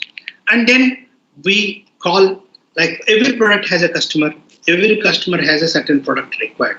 So we call in management jargon called conjoint analysis and multidimensional scaling we do for the understanding. So once you have a viable product, you will be able to get the group of customers who will be most attracted towards that, and then you can work it out, and then you will improve it. And coming to our life in pharma and bio, I mean, I told you already in the beginning, it's completely virgin, completely virgin. For example, the current approaches of cluster bombing of the body, like for example, you have infection, you just bomb it with a lot of broad spectrum antibiotics. All this will be completely laughed after 10 years because and if you have some staph problem, then why do you have to work on Proteus, Pseudomonas? Or if you have an issue in somewhere in spleen, and why do you have to send the whole drug all over the body? So the whole therapeutic approaches will be very different. And similarly, for example, the current way of going to diagnostic labs, sitting there, etc., all will go away. All remote diagnostics will come. And pulse-based diagnostics will come, remote diagnostics measurements will come, and you will be able to detect where a person is, whether it's getting a stroke or whether he'll get a heart attack in a couple of weeks. Definitely you will get devices. So there is enormous. And for example, if you really look at even in your universities, even if you have to put the lab notebooks properly, and then the document standardization if you have to do, and then, for example, if you have to take all things into proper platform so that there is no wastage of time, there is a business. So it's humongous. I mean, today in our country, there is no dearth of business ideas. It's only the ability to do teamwork so that, like what Robert G has mentioned, complementary team. So that's very important, and a lot can happen. And if this if you see, for example, because we did not have a proper consumer protection law where the consumer is guaranteed for the quality and the price, Amazon came and succeeded and Flipkart came and succeeded. But it also meant a lot of businessmen losing the business. For example, we had a lot of independent taxi groups, taxi associations. Just because we did not have a standard tariff or a reliable tariff and a secure travel, Uber came, Ola came and took over. And for example, because we are not delivering pharmacy, what it's supposed to deliver, like community pharmacy, we are just doing like a trading. So the e-pharmacies will take over. If this type of things take over everywhere, then what happens is we'll have some sort of robotic enterprises and like keyboard economies. So you're sitting at home and with keyboard you're ordering everything. But keyboard economies do not give finally happiness. You will be happy with the keyboard for a couple of years. Then you'll put on the fat and you'll not be experiencing emotional experience in transactions, and the human touch misses, and then you look for change. And that will spur, for example, what is the innovation beyond these monopoly organizations and the actual experience with the innovators. So the people who can provide delight to the customers, people who can give a very sophisticated thing that is suitable to a customer, and rather we say individualized, it will take off. And for example, we are not a nation like United States where they take the world's 25-30% of the psychiatric depressants and anxiety drugs are eaten by United States. And it's because it's an independent society, there is no rescue mechanism and there's no fallback mechanism for human emotions balancing. But our country is not like that. And for 5,000 years, we remained as we are. And for another 1,000 years, I think our fabric will by and large remain like this. And that is reason the incremental innovation beyond the standardized products and improved experiences beyond the standardized products will have ample opportunity in our country, and there will be tremendous success. While there will be 3-4% of the people who will be addicted to the keyboard economies, but as you see in the last 10 years, there is a tremendous increase in the TV shows, entertainment shows, because the spare time is being used in viewing the television channels. So, and how long they will see all those things? They will get bored. They'll once again come to experiencing these emotions, and one of the greatest emotional experience is in purchase of the products and getting the services, etc. And we are in the right one.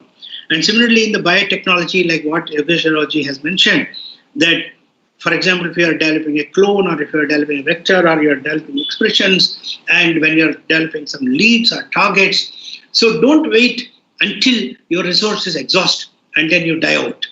You have passion, but don't get too much involved emotionally that you have to see the end of the day. There is a better teacher than you at some point. Like, for example, if a student is there, you can teach up to 5th standard, for example, nicely. Then you have to liberate the student, and then he should go to a person who can teach the schooling, and then later on college, then later on PhD. Like that, the product and the enterprise that you nurture. For example, if you are a school teacher, either you graduate to become a lecturer, or otherwise you hand it over to a lecturer, like that. So that reason you have to also learn how to cut off at the right point of time, so that you will do justice to your time investments and financial investments. And most often, see, for example, you go into the market. For example, you try to buy Combiflam. So you will have English Combiflam, and then you may have Hindi. But there is nothing where written as Assamese. For example, so you look around, everywhere there is an opportunity. And to get the experience for the people, to get the comfort factor, so there is so much that can be done in and around. I feel we are absolutely on a extraordinarily virgin market in our country. And for all the biopharma and pharma, there is a tremendous way to go ahead. And even if you take extractions, whether ethanol extraction is correct, methanol is correct, or water extraction is correct, and which extraction has medicinal value and which extraction doesn't have medicinal value, we don't have proper documentation. And for example, if you develop the right extraction type and with the right concentrations, and if you can get a therapeutic value out of it, that itself is a tremendous success. But that needs a teamwork with a medical school or hospital, and then a person who can have some sort of chemical engineering background, and then chemistry and pharmaceutics background.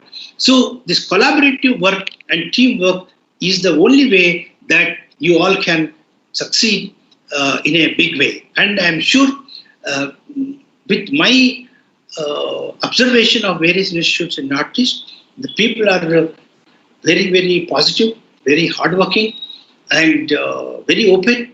Like I have seen the students working from 7 o'clock in the morning to 11 o'clock, 12 o'clock in the night in Guwahati campus. We used to put a lot of rigorous workshops constantly, and then they used to be very keen on learning. So now that some infrastructure investments are coming into the Northeast, I have a feeling that you have great opportunity to take off. And if you can develop some 50-100 medicines for this country, we will be liberated from this temporary English medicine. Like, for example, you know that in our English medicine, we are no cure for anything, neither for hypertension, nor diabetes, nor arthritis, nor anything. And we keep taking for lifetime.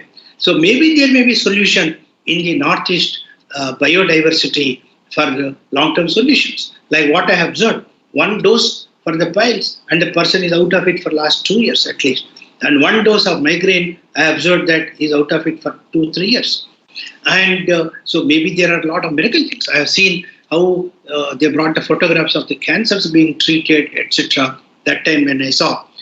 And there are some very unusual remedies that I have found, like for example, post-delivery, the type of thing that I have taken by woman so that she will not get low back pain subsequently. Most of these we don't have answers in the allopathic medicine. So even if you just take this, the biodiversity in the Northeast itself, I think we have worked for perhaps next 40-50 years, and maybe we may be able to save the humanity from the current cluster bombing of the medicines without any cure. It's all symptomatic management. So with these few words, I thank Dr. Murthy for giving the opportunity, and I am very happy that Dr. Manish ji is here, and some of the opportunities can be picked up, and then a virtual R&D network, which is my desire, if it is put in the place and where the students can access the instruments and equipment without any bureaucracy, with a lot of flexibility and with low cost, I think a lot can happen. And my best wishes and look forward to seeing a lot of patents and publications and products. And whosoever entrepreneur is interested, they can reach one of the NER Guwahati person and they can connect to me, and then I can answer their questions subsequently in their journey. Because we help hundreds of scientists, we help hundreds of entrepreneurs on a goodwill basis, and we'll surely provide if you're getting stuck. Of course, we don't develop businesses for you, nor we give finance, but we only give the mentoring. So with these few words, I wish you all the best. Thank you very much, sir. Thank you very much, sir, for highlighting and showing all your experience throughout your career. I'm sure that is going to be the enlightening book itself for the audience who joined here.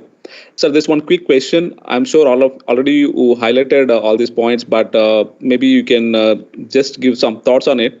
What is a vision we want to own for strategies for business? So what kind of strategies we need to have to develop a business? That's what the question asked by one of the participants.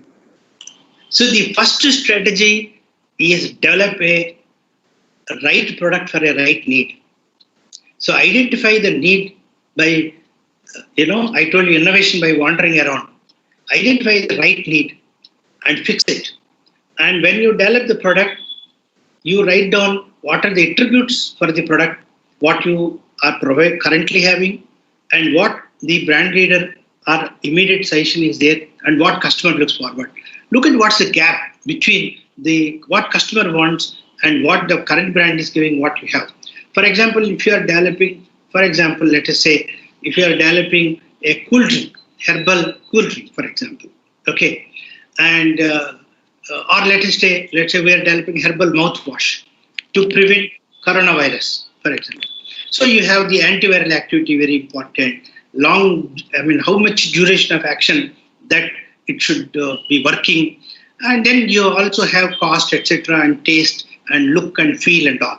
For example, if you focus on the look and feel but leave on the antiviral activity, it's a waste. So you have to work on the most important attributes which customer respects and wants. So even if it's bitter, he will accept it. So you don't need to work too much on the taste masking in this situation where he has to be saved. So you have to decide on the right product. Once you have the right product which satisfies the real customer need, not your hypothetical intellectual customer need that you pursue in the mind, then you are in a safe one. And so far, I have not seen any right product at right time being missing, because somebody will pick up that idea and he will commercialize. Thank you. Yes, sir. Thank you very much, sir. You already highlighted and given many ideas, especially in the Northeast, what can be done and what the entrepreneurs can do in the Northeast region especially. Thank you so much for your presence here, sir. We are fortunate enough to have you here, and we are looking forward to have you in many of our Bionest activities in the future. Thank you very much. Thank you. And our next speaker is Dr. Manish Diwan. I will just introduce Dr. Manish Diwan. He is a head of strategy and partnership entrepreneurship development at BIRAC, Department of Biotechnology, Government of India. He has about 25 years of global industry and academia R&D experience in pharma biotech sector, from discovery research to product development, leadership, project management, and administration. And he contributed to several clinical drug candidates for global drug development at Daiichi Sankyo India, Daiichi Sankyo Japan, Ranbaxy, Dabur, and University of Alberta, Canada. And he developed certain technologies that were transformed from academia during his doctoral as well as postdoctoral studies to industry. He trained in pharmaceutics, molecular pharmacology, immunology with hands-on in FIC and BAC drug discovery, translational preclinical research, and early clinical development in the therapeutic area of chronic inflammation, oncology, infectious diseases, autoimmune disorders, and drug delivery. He serves on several national level committees and advisory boards, national and international forums, and he is having vast experience in the area of entrepreneurship and development. And he's one of the active member in the Department of Biotechnology who is actively supporting our Bionest activities. Thank you so much for joining with us. Now the screen is yours. Thank you, Krishna, for very kind introduction. I was thoroughly enjoying what Professor Murthy has put together, Dr. Rao's talk, followed by Dr. Srinivas's talk. I think these are very inspiring and with a clear intent that Northeast region needs to now come up and thrive with entrepreneurial and innovation, build as an innovation ecosystem, and contribute to the larger objectives of nations for Make in India, Startup India, Innovation India, local, being vocal for local. There is a lot of traditional knowledge which is sitting and is untapped, and I think these thought leaders would really make a mark and help inspire many who are listening and attending, or maybe listening to this this workshop, this event later.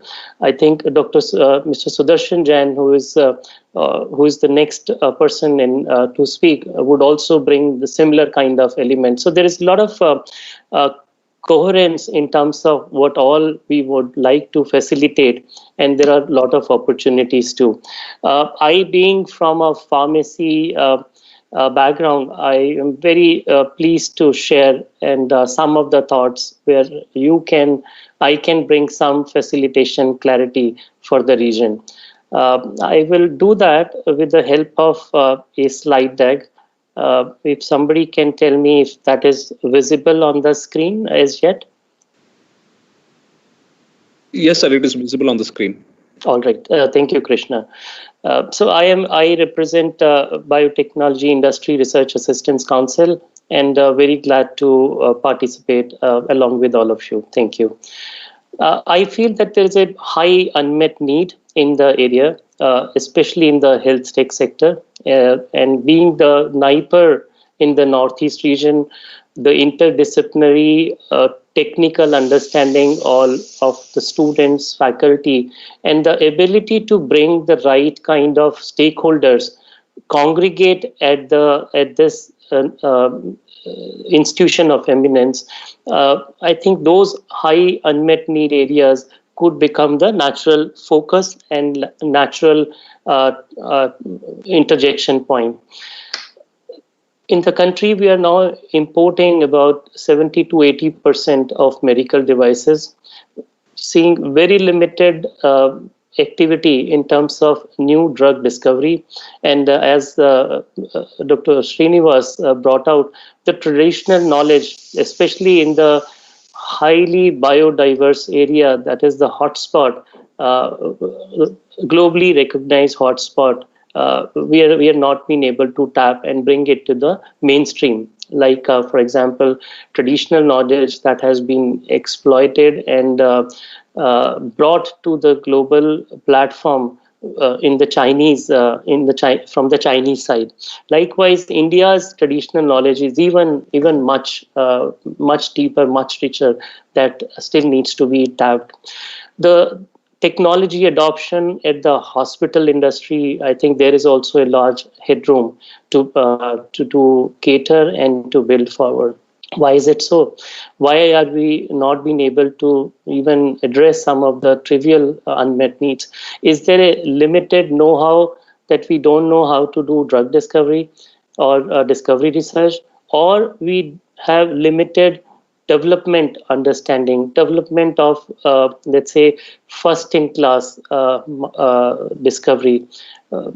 It includes all therapeutics, preventive, diagnostics, data management, data curation, biological samples access, repositories, etc., etc. Resources is that because our resources are limited, there are no infrastructure for this such kind of activities, or we have ideas but we are unable to decide where to begin, what is the roadmap, who are the relevant people and players who can facilitate us in that direction. So as I see a lot of opportunities, and there are tangible opportunities which allow you to translate knowledge into products. I give you one example. COVID presented us with an unprecedented challenge, and we were all taken by surprise. But within from let's say February to April, May, June, within about 3-4 months, the entire ecosystem, largely from the startups as well as the congregation of medium scale and large scale industries coming together along with the central and state governments, system responded, and we could see there is no dearth of talent, there is no dearth of innovation. 125 COVID solutions were supported, and they have come into the market from across the ecosystem that Biotech has been catering to. The 50 bio-incubator network in the country, they rolled out about 200 webinars, events, guidance, interaction, meetings, and covering about 20,000 plus participants from there. Biotech itself, Biotech DBT put together open innovation calls like consortium call, fast track initiative, and we about 1,000 plus such proposals were pruned down, and about 150 such proposals have been facilitated, funded, and many of them have moved into market as well. So, there is clear evidence that the system, the innovators, entrepreneurs, startups, the institutions, research institutions, industries have capacities, have ability to respond back and come back. So these are some examples where we saw quickly coming up of even trivial things like PPEs and coveralls, where India previously was net importer, but within a few months of time, we became self-sufficient as well as exporter of some of these activities, some of these products. So the diagnostic kits, previously we were actually sending the viral samples, biological samples to US for getting it evaluated, whether it is virus positive or not. Now we are actually able to do this viral testing in 2,000 plus testing centers across the country. So there's a huge jump from zero to a substantial jump, where we are now using diagnostic kits which are 100% indigenized, made in India, with even the components which are also made in India. Previously, we were actually making these diagnostic kits with 70 to 80% components which were imported from outside India. Now the situation is that 100% indigenized kits are being used. India is also being looked at one of the front runners in to support the vaccine for the entire world. So likewise, there are evidence where we think that you would also realize that there is evidence in terms of delivery. What it requires, essentially, one bright idea, an idea with a right team plan, a strategy to deliver, right complementary skills, as Professor Rao suggested and Dr. Srinivas also highlighted. There are elements which, if you put together around the idea, the right team addressing the right unmet need, clear value proposition, competition, understanding of competition, and a go-to-market strategy with some facilitation. I think that is the mantra to move forward, and an intent at the national level that yes, this is priority. Honorable Prime Minister himself has positioned startup as one of the national priorities. So enabling agencies like NER Guwahati, which has created an incubation center at the institute, that's a local enabler which is facilitating the entrepreneurs or the startups in the area. When you look at the national level, Biotech is one such enabling agency which facilitates translation of knowledge into tangible products and technologies that can address unmet need in the areas of healthcare, life sciences, industrial biotechnology, clean energy, clean environment, waste to value, agriculture, and allied areas. So this is a enabling agency which provides funding, promotes entrepreneurship, incubation facilities, access to mentorship, and creation of such opportunities at national and international level, and integrates from an individual who would have student, PG student, postdoc student, faculties, to startups, medium scale industries, large scale industries, as well as agencies, implementing agencies, state level, center level, within government ministries, departments, and international agencies with G2G collaboration. So this is an ensembling body which brings together various elements of the ecosystem. We have created these support mechanisms as core enabler to build effective policies, institutional systems, guidelines, provisions, both at local level as well as national level, to nurture and create and build these innovation ecosystem for the biotechnology since 2012, when the BIREC came into being, and DBT leading it even prior to that. So if you look at across the value chain, from an idea generation, from concept to POC to prototype, initial validation of the product, and taking it to the market, there's a longish journey from technology readiness level at 1 to 9. And this is a long path where you would find BIREC has been there to facilitate this progression from idea to all the way to product commercialization. And we do that by specifically creating provisions which are related to the stage of that idea nurturing. Even much before that, to evangelize and integrate even UG level students, there are provisions that they can come and integrate with this ecosystem. In fact, yesterday we had an award ceremony for Sitare Gaiti Award, which was delivered by Honorable Minister Dr. Harshvardhan ji. Sitare is students' innovation for advancement of research explorations, and that integrates UG level students, PG and postdocs, and provides that opportunity at the entry level of this journey all the way. And as we progress from idea to POC, there are various schemes which facilitate this journey, and which are grant in aid, equity based, as well as connecting with the right kind of people, building incubation centers like one which has been created in Guwahati. There are 50 incubation centers across the country now, and we are adding 10 incubation centers every year.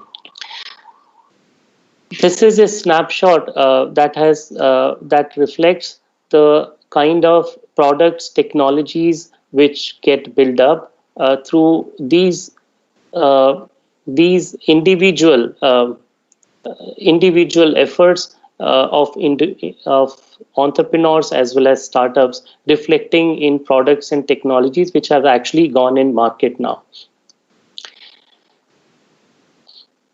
The kind of infrastructure that gets created through BIREC facilitation covers all the biotech related allied areas, and these are made available from across the ecosystem, be it whether you are from Northeast region or from the Southeast, from the deepest corners of South, West, or elsewhere. So all the innovators, startups who get connected with the ecosystem, like for instance, those who are seeding at NER Guwahati, they can access the rest of the country's ecosystem as well by integrating into this roadmap.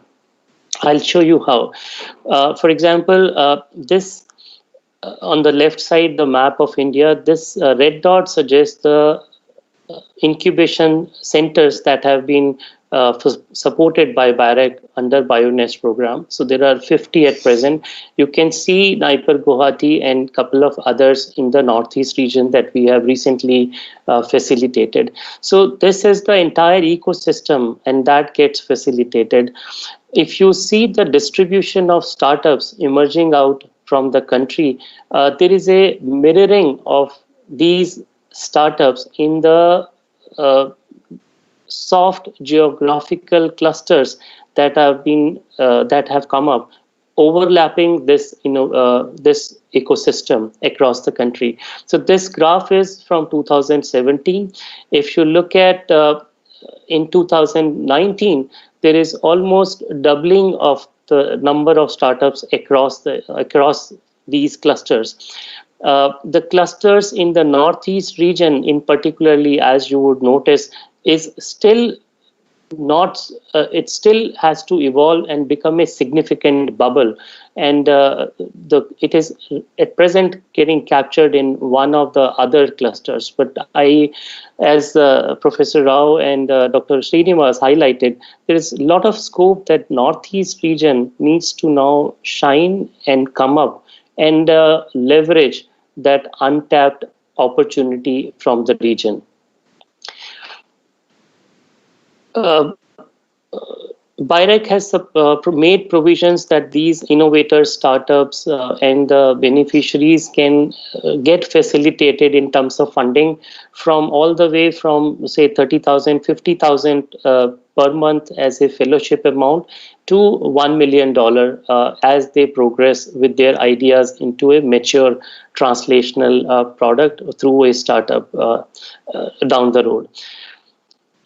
Many who can have such ideas, many of you within the ecosystem, be it young researchers who can get exposed to the right environment for, let's say, in a hospital setting, identifying the unmet need. Young scientists who have been working in research institutions, they may come up with an idea and think they can create a solution which can address an unmet need, or people who have worked in large industries, in corporates, and accumulated years of experience and right kind of expertise, and they think that rather than serving in a company for somebody else, they would like to create their own company, become the job givers rather than job seekers, and come up with solutions that can be deployed for the societal benefit.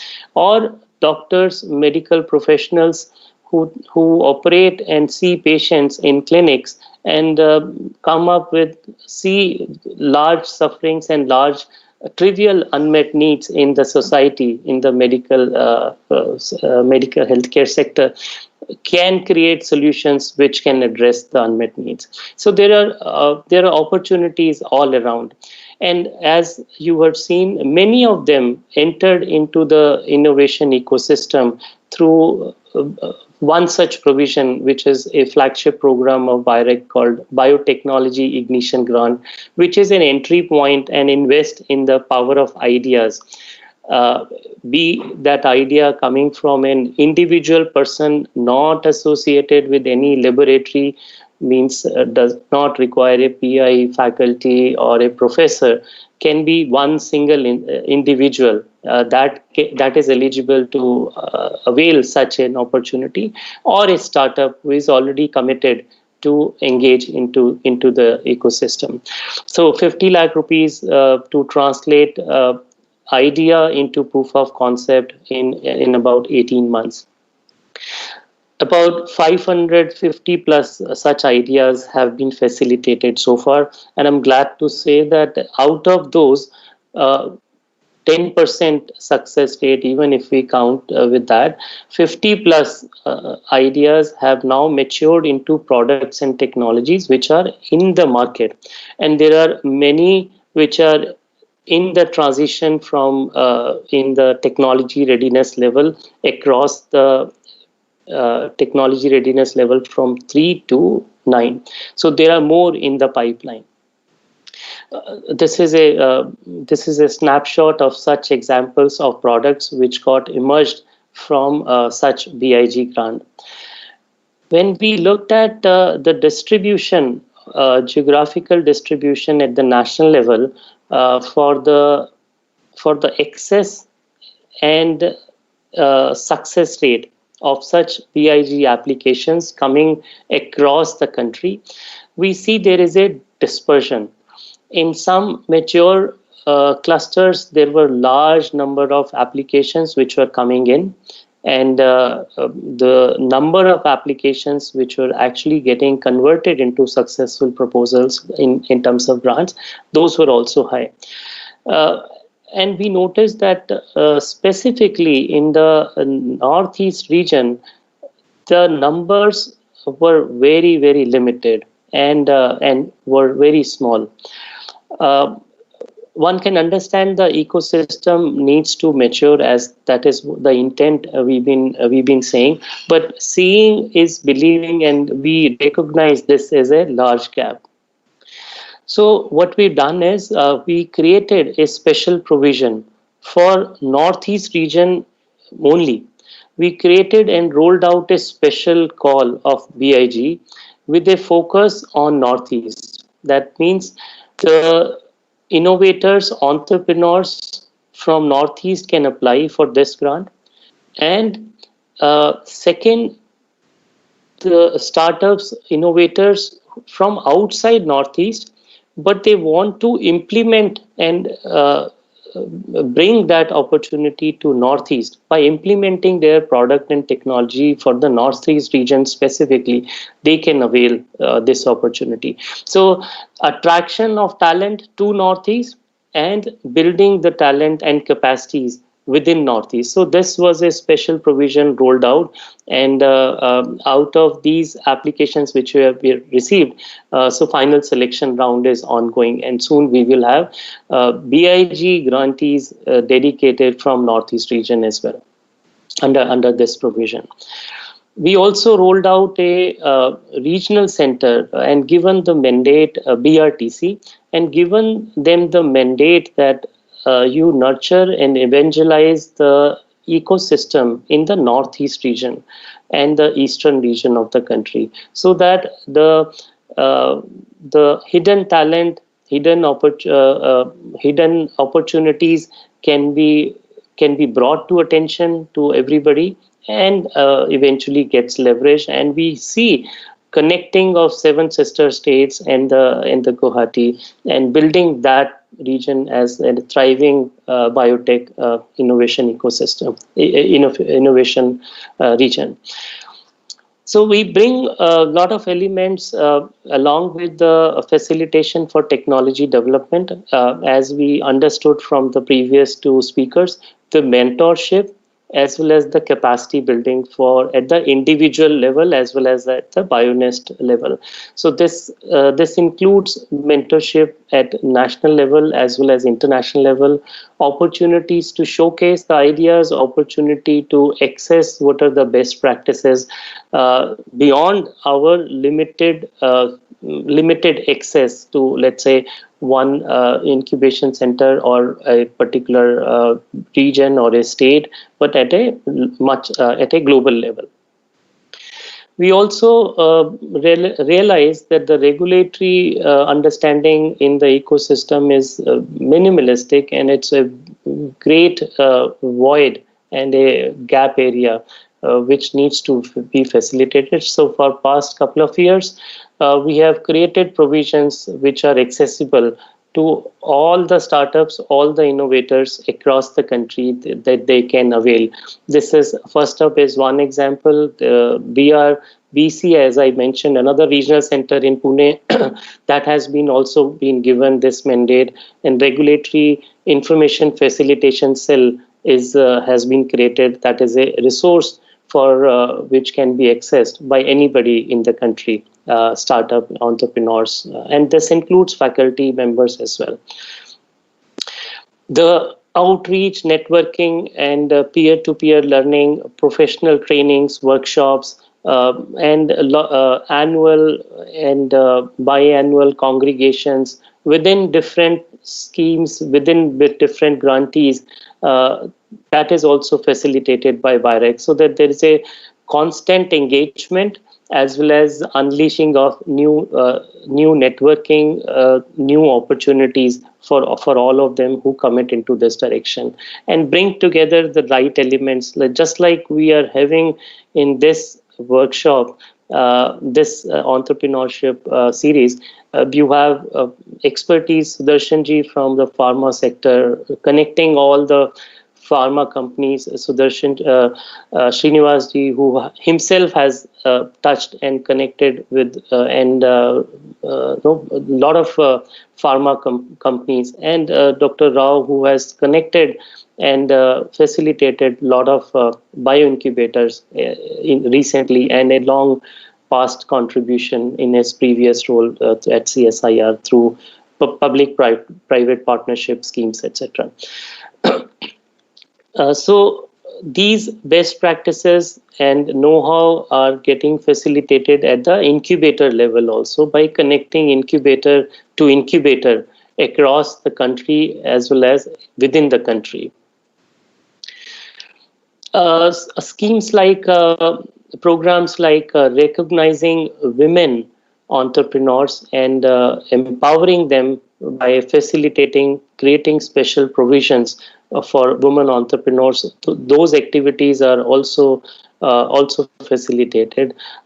Northeast region, many states, it is matriarchal society where individual woman leader is anyways leading is the breadwinner of the family. So there is an inherent entrepreneurship talent within them, but it is limited to just, let's say, requirements of their own family.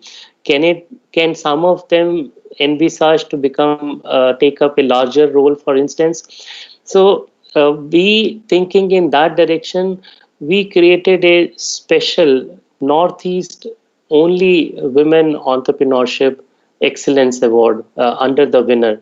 But unfortunately, like I must share it with you, we did not get many entries into this initiative. So maybe the ecosystem is yet to mature and yet to reach out, or larger number of women need to get integrated into the ecosystem. So we might have to wait a little so that more people can be recognized under this activity. Make in India and Startup India Facilitation Cell is also at BIREC and helps facilitate national missions implementation and integration at the policy level through our organization. We roll out special sector map the bioeconomy of the country on annual basis, and those resources become available to the entire country, and also partners and interest holders from across the globe who are looking India as an next innovation hub and want to engage with the ecosystem players. They also this becomes a valuable source and an access point for them to engage with us.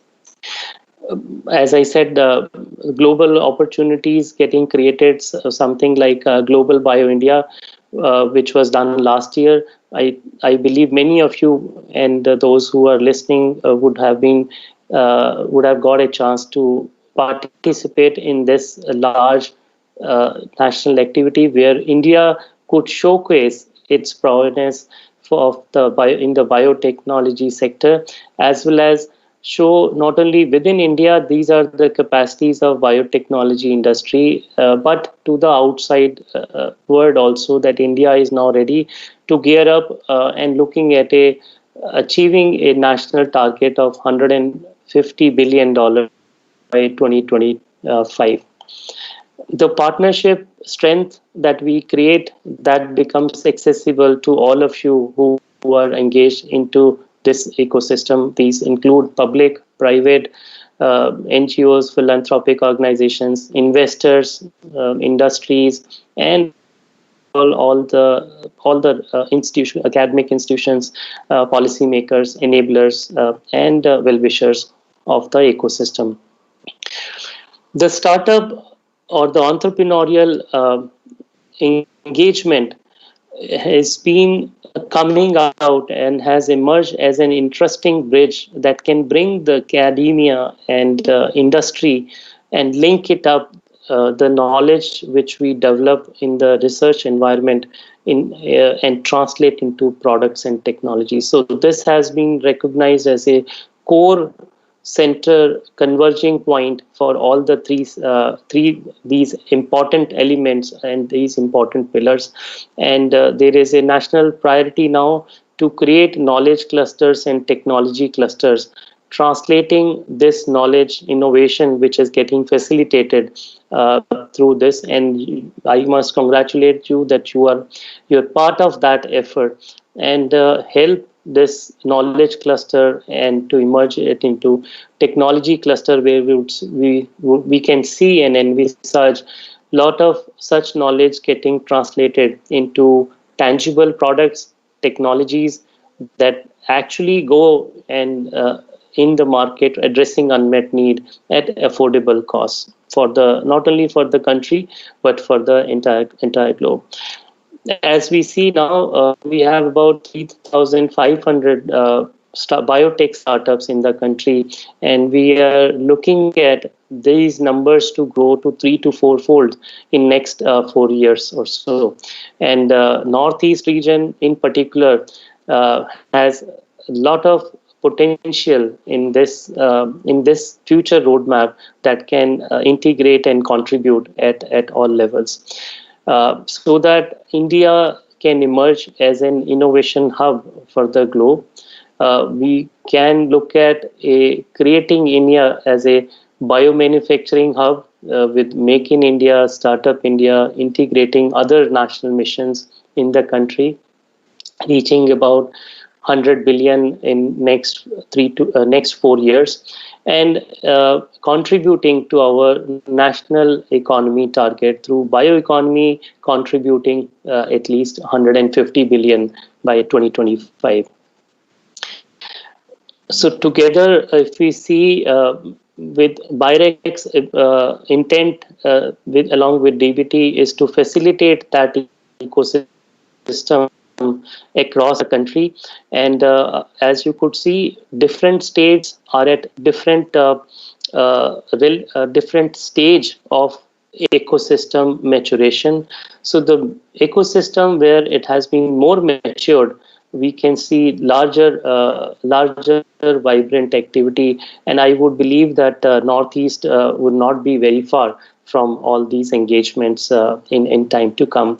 So I would request you, as Mahatma Gandhi ji said, that try to be the change that you would want to see in the world. And there are already successful examples that we see from the Northeast region that have reached to that side. There are a few which you can do by yourself, and I would stop here and wish you good luck and success in your ventures. And thank you so much for putting this activity together. I would stop here. Thank you. Thank you so much, sir. Thank you so much for the wonderful presentation. It's very informative, and the slide shows what are the activities the BIRAC is doing throughout the year. And I'm sure all the participants joined here, they're astonished by seeing the activities of BIRAC and various opportunities they can grab through the BIRAC and what they can do in the future along with the BIRAC activities. And especially the points you mentioned about Northeast, and we can understand there are many opportunities which can grab by the Northeast people, especially the entrepreneurship, especially the women entrepreneurship. These are all the activities I'm sure which can be taken up soon. And the Bionest of NER Guwahati can help in this aspect. And soon we can see some more activities through this BIRAC. Thank you so much, sir. Dr. Krishna, I think he has very limited time. Actually, our Sudarshan Jain ji, please call him immediately. Yes, sir. Yeah. Sir, Thank you. thank you so Thank you, much. Diwan. Thank you, Manish. Thank you. Thank you. Sudarshan, sir, please take over, sir. Have elaborate us about the entrepreneurship and your ideas on this particular seminar. So good afternoon to all of you. Thank you very much for inviting me, Mr. Murthy and Rao, and thank you, Dr. Krishna. It is great to be with friends like Lanka Shinas, who has been playing a very important role with the government on many policy issues. Dr. Manish Dhawan, we have been working together on entrepreneurship in different parts of the country, different reports. Dr. Y. Rao, it was so good to hear his thoughts.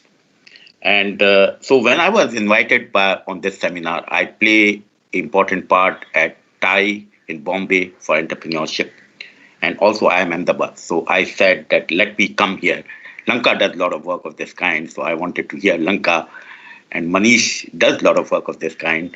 So I wanted to understand this part of the region and see what can be contributed.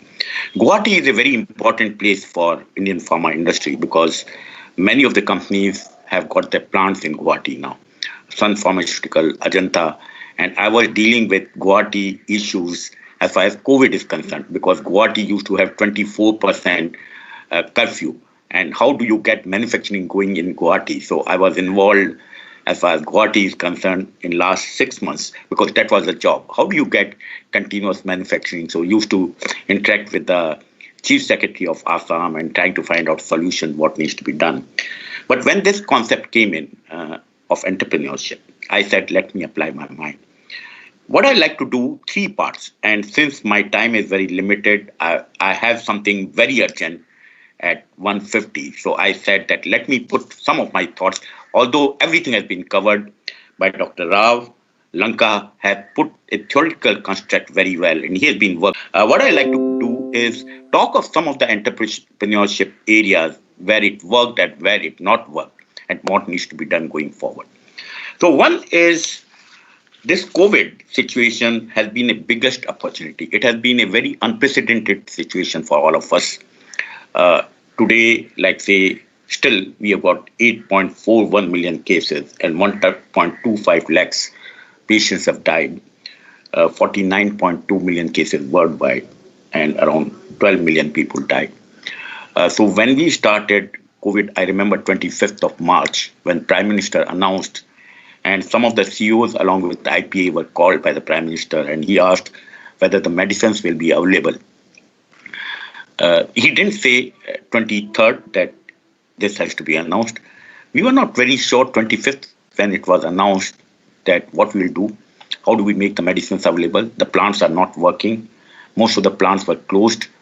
And the first thing, then we worked with the government in the last week of March. And we were having meeting every day with the secretary. And also the CEOs of the company were meeting every day. So first task was India contributes every 3rd tablet to US, every 4th tablet to UK. We have got 20% 20% of the world production takes place from here. 60% of vaccine production takes place from here. So how do we manage this? So then we started working in the government. So I will not focus on that part. Then Dr. Vaghela was part of many of the committees. I've been also part of the private equity fund, and I'm focused on the medtech device in that particular area. So let's see, I said that let's start somewhere. So one of the things which we did is today we are proud to say that we have been able to meet the demand of every product in the world, and there is no shortage of medicine around the world. Wherever I talk to WHO, I talk to US FDA, we have been able to make sure that there is no shortage in any part of the world. Second is, we never used to have diagnostic kits produced in this country, diagnostic tests. Today, we have been able to produce diagnostic tests. We have been able to produce ventilators, although my private equity company, Wire, has got the #1 ventilator in the world. But when we started discussing here, IT people said that they will make it themselves in India. So we said to Dr. Vaghela, don't order from Wire, which is #1 ventilator company in the country, world. If our people can make it, let's give the chance. But we are proud to say today, tests are being made here, ventilators are being made here, PPE kits we couldn't import, we couldn't make in India. We were importing at that time from China and other countries. We have been able to make it. Home service of COVID cases, we didn't have the system. And so some of the lessons which have been learned, crisis is a great opportunity. You learn a lot of lessons in the crisis, that India has got a lot of entrepreneurship. And if crisis is the best thing which happens in any part of the world. And there are entrepreneurs and entrepreneurs, even mask. There is a fashion mask which has come in. So there are people, a lot of textile entrepreneurs I know who are doing all kinds of things. So entrepreneurship is finding answers in difficulties. That's the important thing. Entrepreneur never gives up. Entrepreneur looks at opportunities in the crisis situation. And India today is the center stage as far as health is concerned. We go in any world forum and it is time for India. So right at the beginning, I would like to congratulate all students that they have taken up healthcare as the area of specialization, and there is significant opportunity which is there. Point number one. It is an area which is a hot area. It is an area which offers tremendous opportunity, and India is at the center stage. Point number one. Point number two is when Lanka and me joined management education, we used to look at if we get a bank or a consultancy job. Consultancy was not there. FMCG job, big company job, it is a good kind of thing because the shift was from government jobs to the corporate job. But corporate jobs also we wanted to have marketing jobs. Then came the consultancy jobs in 1990s. Then came banking jobs, and then private equity funds, and all those have started coming in. But it was very early culture of starting enterprises. And I remember Narayan Murthy, who used to teach at IIM Ahmedabad, he said that he will start Infosys. But he went through that kind of period where it was difficult for him. But if I see now, Lanka and me are associated with IIM Ahmedabad, 10% of the class wants to start something on their own, right? So there is a change in the culture. And so the second point is you are in the healthcare, and the biggest opportunity for you, if you can start something on your own, instead of doing work for someone, if you start working on your own and giving job for others, that's a big, big opportunity. All of you can play an important role. There was nothing like Biotech during our time. There was no one to guide us what needs to be done. We didn't have people like Manish and Lanka coaching and mentoring and all those kind of things. And we were in a comfortable job, we were growing in the company, that was a big thing. But today, if I look back, if I had the opportunity, entrepreneurship is the big thing, right? So I focus now on with Thai and look at what are the ideas which we can work on. So I will talk only of 2-3 things. One is business is customer and customer is business. If there is no customer, there is no business. And an entrepreneur, when he's there, if he wants to start, first, there is an opportunity. So you should have a passion. You have to have fire in the belly. You have to have passion to make difference to the world. Like say, when I joined Lupin, my boss who used to be DB Gupta, he said he wanted to be the biggest in TB medicine in the world. And when he said at that time, 1978, I laughed myself, but he said, this guy has got passion, let me work with him. Some of the guys like Mankind and Sun Pharmaceutical and McLeod, all of them, they are last 20-25 years story. So Indian industry, healthcare industry is a story of entrepreneurship. And now is the time, someone who has got passion to change the world, someone who has got the passion to make a difference to the world. So that passion, that desire, that fire in the belly is the first point for any entrepreneur. So all the students here at NER, there is an opportunity and there is a support. And some of the things which Manish was talking about, that there is a fellowship program, there is something which can be given. During our time, there was nothing like this. So the environment is favorable. Manish, when I was listening to your presentation, although we interacted hell of a time, there is market is there, there is an healthcare is at the right point. There is a support system which is available for you. There are incubation centers which provide you network. There are people who are there to support the idea. So there is an opportunity First is opportunity is there, and the fire in the belly has to be there. Third point, which I wanted to say is business is customer, customer is business. There has to be a grand idea. If you don't have the product idea, you can keep on working and working and working. Nothing will happen. And you get the idea not in the classroom, not in the library, which Lanka Shinas was saying.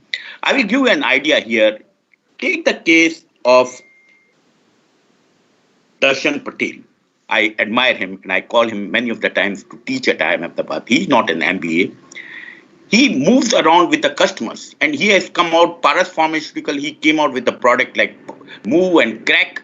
Simple product, good name, great idea. Now he has come out with Guwahati Pharma, he has come out with fog. There is no delivery, there is no fog when you use fog. It is no gas, it is simple deodorant which he has created. Great name, simple product, but what he does, he moves and moves around with the customers. He come out with great product which satisfies some pain point, some unmet need. So one of the things which all of you as students should do is spend time with the customer. Find out what need is not fulfilled. And as Lanka was also saying, there is a lot of, and Dr. Rao said in the beginning, and Dr. Murthy also said, there is biodiversity. Biodiversity, as far as Assam is concerned. Can we look at some of the products there and find out what is the need which they can fulfill and create a system? Because if we just market the product, because the name is important, branding is important, clinical trials important, science aspect is important, and how do we get the industry aligned with it? So the business plan, the presentation is very, very important. So first and foremost is the product. First and foremost is what is the unmet need this concept is going to fulfill. First is what is the unmet need? What are the pain points which will be taken care as far as this product is concerned?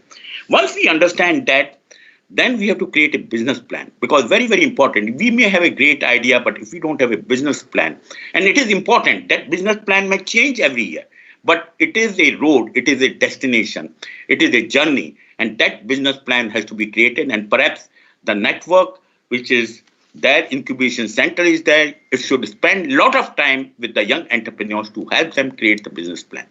The finance part, the demand part, the customer part, the segmentation part. In fact, Darshan Patel, when I was sitting with him, he may not have a big business plan like we prepare in a business school, but he has got 3 pages business plan where he talks about what are the segments which I will like to do, what is the name of the product, how will I pack the product, and what is the sale which I can expect of this product. Very, very 2-page simple business plan. And then he gets going in the market. He keeps on with an open mind, keeps on adapting his strategy as far as the market is concerned. So product idea, business plan. Third part is the financial discipline is very, very important. And many of the business people, if you don't have financial discipline, if you don't meet the requirement of bank, if you don't meet the financial system, in today's world, credibility is important of any entrepreneur. In fact, I was talking to Mr. Goda of IPCA. He says today he wants to make sure that bank credibility is there always. Simple point, because if you don't have financial discipline, you will get screwed up. Meet your financial commitment. If the loan has to be paid, please make the payment. Don't be at the defaulter's edge. And the fourth point is creating the team. Many of the times is that you may be a good technocrat, have someone who can understand marketing along with it, or either you become partner with it or start having the network which can create it. Because unless you have got marketing, unless you have got selling, unless you have got customer orientation, you can't make it. And then evaluate with open mind, keep on changing. The point which Dr. Rao was saying, that don't be passionate about the product, be passionate about the business and keep on adapting as the world is changing. So customer is important, understanding the customer. Second is finding out the need, pain points, developing the concept and the product, come out with a business plan, financial discipline, create the team, and keep on upgrading what you are trying to do. Now, these are very good in presentation like this, in theory like this. I've worked with number of entrepreneurs and been working with it. Classical example is, I will say, Pharmacy. Siddharth Shah, he was 2013. He failed many of the times. He started clinic first in the hospitals. It didn't work. He made losses. Then his father said that this is the last 2 crores I'm giving. If you succeed, fine. Otherwise, take up the job, right? Then he started with the concept of Pharma. So there will be failures in the journey. You fall down, you get up, you start again. And the classic example is Joe Biden. He fell down many of the times, but he kept on rising. So the important thing is know when to exit and when to enter again. Don't be fascinated by your own ideas. Create a good team, have a great vision, resilience, and get going. Just concluding, because of the shortage of time, the word is yours now, right? Northeast, tremendous opportunity.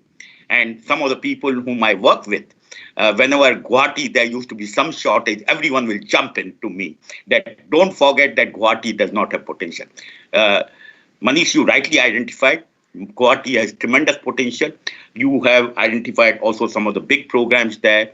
All of us in the pharma industry and are there to help you get going. There are tremendous opportunity, and wish you all the very best for this important initiative. Thank you very much. And thanks, Dr. Rao, once again. Thanks, Dr. Murthy.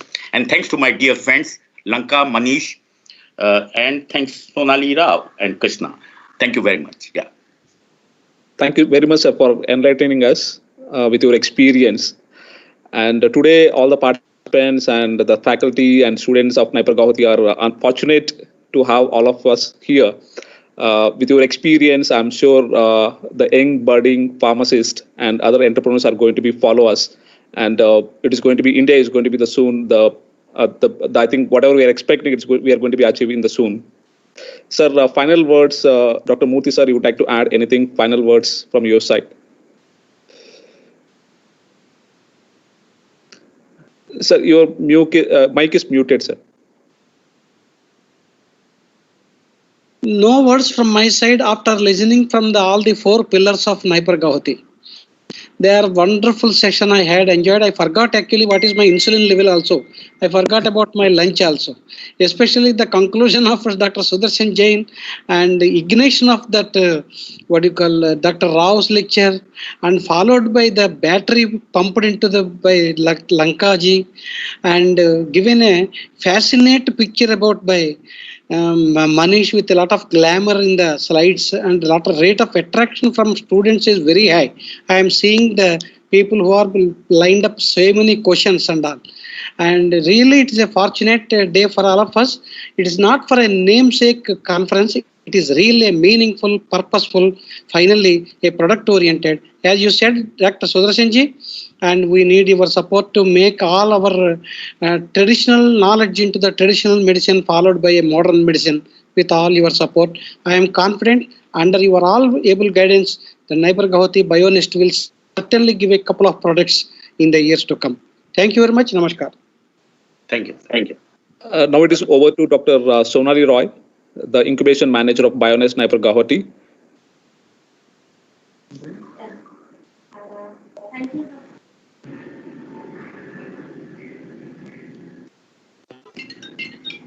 Thank you, Dr. Krishna. And thanks a lot for moderating the session. This is my turn to give you vote of thanks. But just before a vote of thanks, I just want to show one thing that NER Guwahati is going to arrange an Ideathon challenge for the students and the researchers from the Northeast region. And we will provide the prize money, and we will give the pre-incubation support for the 3 best innovation ideas, maybe more if we get more ideas and which are good. So this is the detail of the link, and you can get it from our website also. And if anyone need any information or any clarification or how to fill up the form, please call me and please send me mail for mentoring. I'm always open to all of you. I will personally send you the detail by mail. Okay. So thank you. And for the vote of thanks, just I want to go for it. So Honorable Director Sir, respected speakers and all the participants, it's my privilege to propose a vote of thanks on this occasion. I, on behalf of the NER Guwahati, extend a very hearty vote of thanks to the honorable delegates who blessed us with their presence and took out valuable time of their busy schedule. I must mention our deep sense of appreciation for our guest speaker, Sri Yogeshwar sir, for his wonderful inaugural speech. My sincere thanks to Srinivas Lanka sir for his speech on the fundamentals of bioentrepreneurship. I'm sure the participants are much motivated after listening this talk. And just I want to inform you, sir, that we are working to connecting all the institutes and universities of the Northeast region, and our CIF is open to all, and we are connecting with all the people so that all of them can get the research facilities and utilize the NER Guwahati's research facilities as well as the incubation center facility. So my special thanks to Manish Diwan sir for explaining the Bionest incubation system as well as all the opportunities available from the BIRAC and the innovators and the startups must be very excited to know about the funding opportunities, and they will come up with the innovation ideas for the incubation, I hope.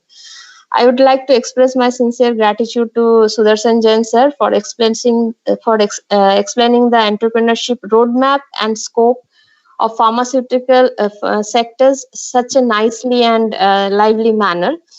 I would like to express my sincere gratitude to around 750 participants in the seminar belonging from all northeastern states and across India for joining this session.